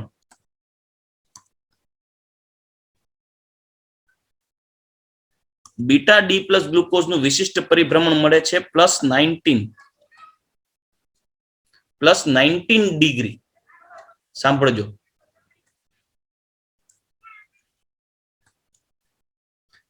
તાજું દ્રાવણ જેવું બનાવીએ ને બીટા ડી પ્લસ ગ્લુકોઝ નું એ +19 ડિગ્રી.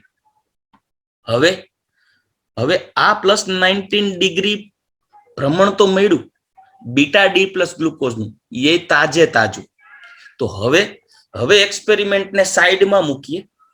એ બધો માછડો એક્સપેરિમેન્ટનો જે આપણે કોન્સેપ્ટ ચાલે છે સાઈડમાં મૂકીએ અને હવે એક નવો પ્રશ્ન કાઢું કે સર, અટાણ સુધી આપણે ગ્લુકોઝની રાસાયણિક પ્રક્રિયાઓને આધારે ગ્લુકોઝનું બંધારણ ચેક કરી ગયા, ગ્લુકોઝની રાસાયણિક પ્રક્રિયાઓને આધારે ગ્લુકોઝનું બંધારણ ચેક કરી ગયા અને એને આધારે આપણે પ્રૂફ કર્યું ને આ ચેપ્ટરમાં કે ગ્લુકોઝ છે એ અચક્રીય બંધારણ ધરાવે છે.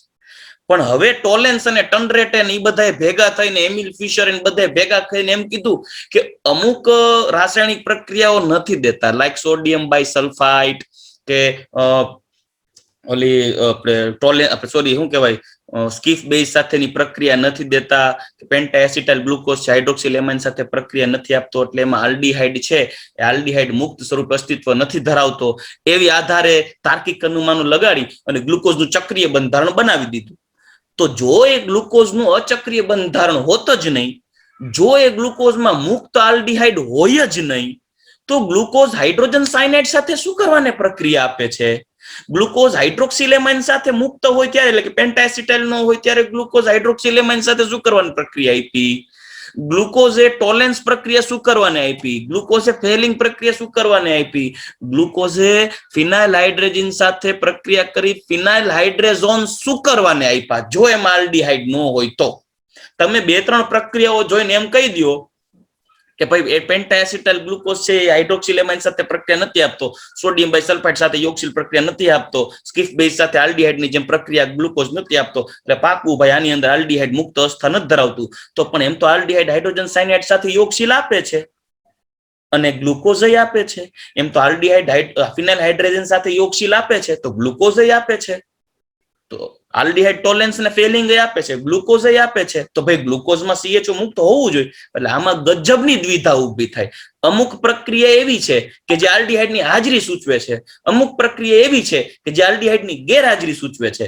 ગેરહાજરીને આધારે આપણે ચક્રીય બંધારણ ઊભું કરી દીધું, ચક્રીય બંધારણ ઊભું કરી દીધું, ત્યાં નવો પ્રશ્ન ઊભો થયો તો આ અચક્રીયનું પ્રૂફ ક્યાંથી મળ્યું? તો એ પ્રશ્નનો જવાબ આપણે મ્યુટા રોટેશન ઉપરથી પકડવાનો છે.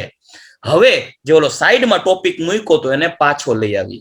પ્રશ્ન સમજાણો શું કહું છું કે આમાંથી કેવો પ્રશ્ન ઉભો થાય? હા.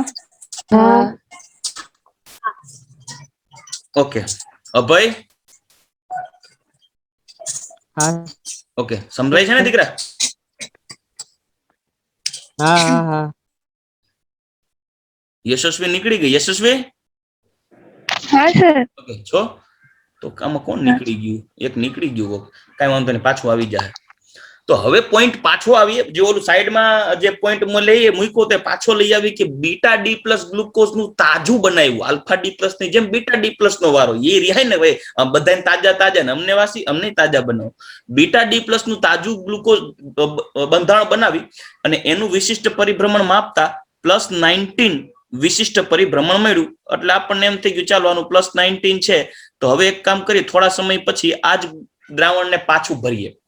તો આખી મજાની વાત એ આવી કે +19 વાળું જે દ્રાવણ હતું બીટા ડી પ્લસ ગ્લુકોઝનું જે તાજું બનાવેલું હતું અને +19 આવ્યું, એ દ્રાવણને થોડી વાર પછી પાછું રીએક્ઝામિન કરવામાં આવ્યું, એટલે કે પાછું એનું એનાલિસિસ કરવામાં આવ્યું ને, તો એટલે કે હવે દ્રાવણ થોડુંક જૂનું થઈ ગયું. તો એ દ્રાવણનું વિશિષ્ટ પરિભ્રમણ વધીને 52.5 પ્લસ આવ્યું. જોજો પ્લસમાં મતલબ સમજે છે ને, પ્લસ એટલે કયું રોટેટરી? લીવો રોટેટરી થાય ને, લીવો રોટેટરી પ્લસ એટલે ના ડેક્સ્ટ્રો. ડેક્સ્ટ્રો એટલે ડાબી બાજુ, જમણી બાજુ. ના જમણી બાજુ. ડાય ડી, ડેક્સ્ટ્રો એ ડી. ચીકો અમુક સમય બાદ આ પરિભ્રમણ વધીને આ ક્યારે આવે છે? તાજું બનાવેલું દ્રાવણ હોય ત્યારે. આ ક્યારે આવે? તાજા દ્રાવણનું વિશિષ્ટ ભ્રમણ એ હતું 19 degree plus beta D plus glucose માટે, જે અમુક સમય બાદ આવી ગયું 52.5 degree plus. Alpha D plus glucose નું તાજું દ્રાવણ બનાવ્યું 112 હતું, જે પાછું ઘટીને અમુક સમય પાછી આવ્યું 52.5. મેં તમને આગળના ઓલા સ્લાઇડમાં કીધું હતું કે ગ્લુકોઝનું વિશિષ્ટ પરિભ્રમણ 52.5 છે. ગ્લુકોઝનું વિશિષ્ટ પરિભ્રમણ 52.5 છે.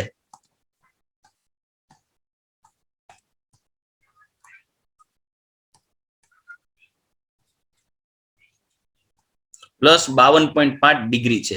આ પરમેનન્ટ છે, આ નહીં બદલે. ગ્લુકોઝનું વિશિષ્ટ પરિભ્રમણ 52.5 નહીં બદલે. આપણને એમ થાય કે સાલું 52.5 તો આવ્યું જ નહોતું. તાજું બનાવેલું આલ્ફા હતું અહીંયા +112, તાજું બનાવેલું બીટા હતું એ +19. તોય બે દ્રાવણને તાજા બનાવ્યા ત્યારે અલગ અલગ રોટેશન, પણ એ બે દ્રાવણને જૂના થવા દીધા અને ઇન્ડિવિજ્યુઅલી એક્સપેરિમેન્ટ કર્યું ત્યારે એ 52.5 આવીને ઉભું રહી ગયું. તો આ છે શું ખરેખર? તો આના ઉપરથી એક પ્રૂફ મળ્યું કે ભાઈ આલ્ફા ડી પ્લસ ગ્લુકોઝ અને beta D plus glucose 100% stable ન રહેતા ચલ રૂપકોની જેમ આલ્ફા ડી પ્લસ ગ્લુકોઝનું બીટા ડી પ્લસ ગ્લુકોઝમાં અને બીટા ડી પ્લસ ગ્લુકોઝનું આલ્ફા ડી પ્લસ ગ્લુકોઝમાં સતત રૂપાંતરણ થાય છે. આ સતત રૂપાંતરણને કારણે આલ્ફા ડી પ્લસ ગ્લુકોઝનું વિશિષ્ટ પરિભ્રમણ જ્યારે આલ્ફા હતું ત્યારે 112 હતું. અમુક સમય બાદ એ આલ્ફા ડી પ્લસ ગ્લુકોઝ બીટામાં રૂપાંતર પામે, બીટા પાછો આલ્ફામાં રૂપાંતર પામે, ત્યારે અમુક સમય બાદ પરિણામી જે દ્રાવણ હોય એમાં બધું આલ્ફા ન હોય, અમુક બીટામાં રૂપાંતર પામી ગયું હોય ત્યારે બીટાનું 19 ન મળે, આલ્ફાનું 112 ન મળે, મધ્યસ્થી 52.5 આવે. અને બીટામાં એવું તાજું બીટા બનાવો ત્યારે નકરું બીટા હોય ત્યારે 19 બતાવે, પણ ઈ બીટા સતત આલ્ફામાં રૂપાંતર થતો હોય. આલ્ફામાં રૂપાંતર થાય એટલે ત્યારે અમુક સમય બાદ આલ્ફા અને બીટાનું મિશ્રણ થઈ જાય એટલે ખાલી 19 ન બતાવતા આલ્ફાના 112 ને કારણે ઓવરઓલ મિક્સચર મળે 52.5. આ અમુક સમય બાદ તાજું ભલે આલ્ફા બનાવો કે તાજું ભલે બીટાનું દ્રાવણ બનાવો, અમુક સમય બાદ તમારી પાસે ઈ મિશ્રણ બાદ બની જાય પાછું. ઈ મિશ્રણમાં 64% જેટલું તમારી પાસે બીટા હશે અને 36% જેટલું તમારી પાસે આલ્ફા ડી પ્લસ ગ્લુકોઝ હશે. આથી આલ્ફાનું સતત બીટામાં અને બીટાનું સતત આલ્ફામાં થતા રૂપાંતરણની ઘટનાને ગ્લુકોઝનું મ્યુટા રોટેશન કહેવાય. આ મ્યુટા રોટેશનની ઘટનામાં જ્યારે આલ્ફાનું બીટામાં અને બીટાનું આલ્ફામાં રૂપાંતર થતું હોય ને, સાંભળજો, મ્યુટા રોટેશનની ઘટનામાં જ્યારે આલ્ફાનું બીટામાં અને બીટાનું આલ્ફામાં રૂપાંતર થતું હોય ને ત્યારે મધ્યવર્તી અસ્થાયી ટેમ્પરરી, જેને કહેવાય ને થોડીક વાર પૂરતું અચક્રીય બંધારણ બને. જોજો, જ્યારે આલ્ફાનું બીટામાં, સાંભળજો, આલ્ફાનું અહીંયા મેં બતાવ્યું છે પ્રતિવર્તી નિશાની બતાવી, જો મતલબ આલ્ફાનું બીટામાં ને બીટાનું આલ્ફામાં રૂપાંતર થતું હોય. હું એક કામ કરું છું, એનું અહીંયા લખી દઉં. આલ્ફાનું બીટા અને બીટાનું આલ્ફામાં જે રૂપાંતરણ થાય ને એને કહેવાય મ્યુટા રોટેશન. આલ્ફા સ્વરૂપનું બીટા સ્વરૂપમાં, બીટા સ્વરૂપનું આલ્ફા સ્વરૂપમાં સતત ઇન્ટર કન્વર્ઝન છે ને કહેવાય મ્યુટા રોટેશન. મ્યુટા રોટેશનની ઘટના થાય ત્યારે કેવું થાય? તમારી પાસે માની લ્યો કે આલ્ફા ડી પ્લસ છે, એ આલ્ફા ડી પ્લસ ગ્લુકોઝ હોય અને હવે જ્યારે આલ્ફાનું આ બંધ તૂટે અને આલ્ફામાંથી બીટામાં રૂપાંતર થવું હોય ને એટલે પેલા આલ્ફાના પહેલા અને 5મા વચ્ચેના બંધને તૂટવું પડે. અચક્રીયમાંથી વળી પાછું શું થશે? તો કે ભાઈ આ આલ્ફા આવશે સીધું અચક્રીયમાં, પછી અચક્રીયમાં પાછું રિસાયકલ, ટૂંકમાં પાછી સાયકલાઇઝેશન થઈને બીટા બનશે. વળી આ બીટા હશે, એ બીટા બંધારણ પાછું અચક્રીય બને અને અચક્રીયમાંથી વળી પાછું આલ્ફામાં રૂપાંતર થાય. એટલે કે આલ્ફાનું બીટા અને બીટાનું આલ્ફામાં રૂપાંતરણ થતી વખતે મધ્યવર્તી અવસ્થામાં ક્ષણિક ટેમ્પરરી અચક્રીય બંધારણ આવે. આ અચક્રીય બંધારણમાં આલ્ડીહાઇડ મુક્ત સ્વરૂપે થોડીક વાર પૂરતો ઉભો થાય. આ થોડીક વાર પૂરતો આલ્ડીહાઇડ નવરો પડે ને એને કારણે એ આલ્ડીહાઇડ ટોલેન્સ આપે, ફેહલિંગ આપે, HCN સાથે યોક્સિલ આપે, એમાં હાઇડ્રોક્સિલ એમાઇન સાથે યોક્સિલ આપે, ફિનાઇલ હાઇડ્રોજન સાથે ઓસેઝોન આપે. એનું મેઇન કારણ આલ્ફાનું બીટામાં અને બીટાના આલ્ફામાં થતા ઇન્ટર કન્વર્ઝન દરમિયાન ટેમ્પરરી થોડીક વાર પૂરતો ગ્લુકોઝ બને છે. સમજાઈ ગયું? એટલે કે થોડીક વાર પૂરતો ગ્લુકોઝ બને છે.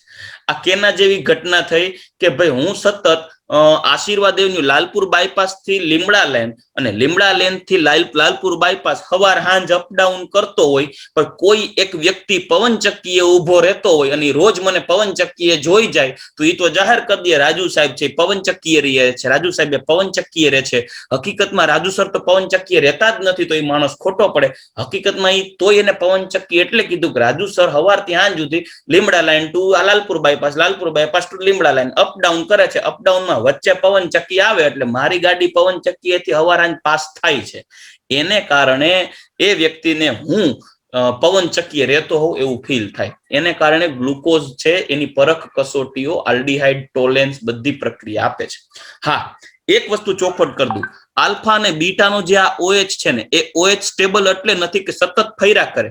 જ્યારે આલ્ફાનું બીટામાં રૂપાંતર થતું હોય ને ત્યારે આ જે આલ્ફા કે બીટા કાર્બનનો એનોમેરિક કાર્બનનો OH હોય ને એ OH સ્થાયી નથી. જ્યારે આલ્ફામાંથી બીટામાં રૂપાંતર થાય ને ત્યારે એ કાર્બોનિલ આલ્ડીહાઇડમાં રૂપાંતર થઈ જાય, H નીકળી જાય અને બીટા બને. પછી વળી બીટામાંથી આલ્ફામાં રૂપાંતર થાય ને ત્યારે વળી પાછું જો આ OH છે ને એ નીકળી જશે, કાર્બોનિલ બની જાય. વળી કાર્બોનિલ છે વળી OH માં કન્વર્ટ થાય, વળી OH પાછો કાર્બોનિલ બને. મતલબ એ OH સક્રિય હોય. એ OH ને રિડક્શન કરતા હાઇડ્રોક્સિલ સમૂહ તરીકે ઓળખવામાં આવે.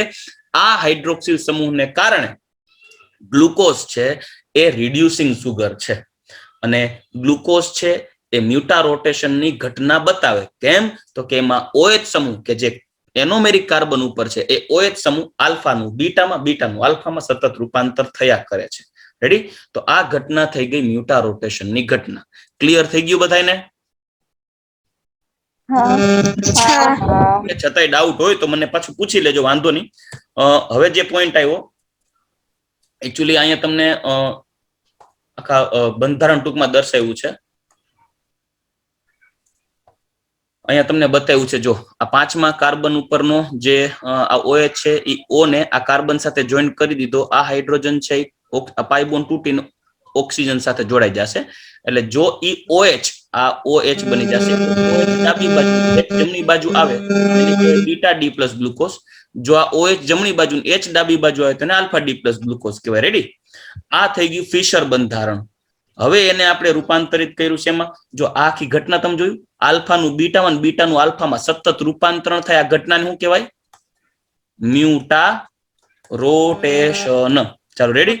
આનું વિશિષ્ટ પરિભ્રમણ કેટલું છે? તાજું બનાવીએ ત્યારે કેટલું છે? +112 ડિગ્રી. આનું તાજું બનાવીએ ત્યારે કેટલું છે વિશિષ્ટ પરિભ્રમણ? તાજું હોય ત્યારે +19 ડિગ્રી. પણ જ્યારે ઇન્ટર કન્વર્ઝન થાય ત્યારે ગ્લુકોઝ માટે પરમેનન્ટલી +52.2 ડિગ્રી છે, 52.5 ડિગ્રી છે. ચાલો રેડી? ચાલો અહીંયા જુઓ, અહીંયા તમને આના બંધારણ બતાવ્યા છે. આ હાવર્થ અને હર્સ્ટ પાયરેન છે, એને આધારે પાયરેનો સ્ટ્રક્ચર તરીકે ઓળખવામાં આવે છે.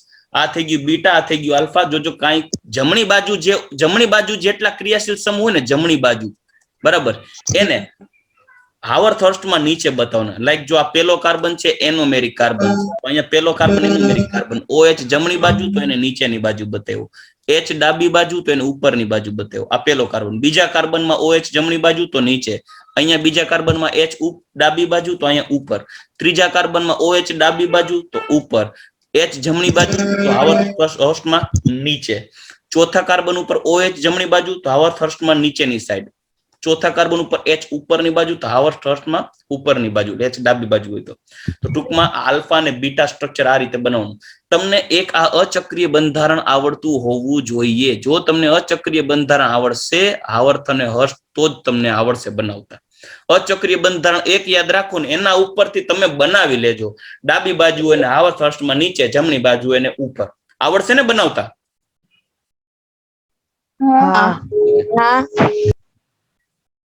ગ્લુકોઝના બે સ્ફટિકમય સ્વરૂપો છે, એક આલ્ફા અને બીટા. ગ્લુકોઝના આલ્ફા સ્વરૂપને 419 કેલ્વિન, ગ્લુકોઝના આલ્ફા સ્વરૂપને, અચ્છા એનું ગલન બિંદુ આપ્યું છે, રાઈટ. ગ્લુકોઝના દ્રાવણને 303 કેલ્વિન તાપમાને સાંદ્ર બનાવી સ્ફટિકીકરણ કરાય. બીટા સ્વરૂપનું ગલન બિંદુ 423 કેલ્વિન છે, 371 કેલ્વિન તાપમાને ગરમ અને સંતૃપ્ત જલીય દ્રાવણમાંથી સ્ફટિકીકરણ કરી શકાય. ગ્લુકોઝની આ વર્તણૂક સરળ શૃંખલા બંધારણ 1, એટલે આને બંધારણ 1 કહીએ, સરળ શૃંખલા બંધારણ 1 દ્વારા સમજાવી શકાતી નથી. એ જે વર્તણૂક છે ને એ મ્યુટા રોટેશનની ઘટના. હવે મ્યુટા રોટેશનનો કોઈ ઉલ્લેખ જ નથી.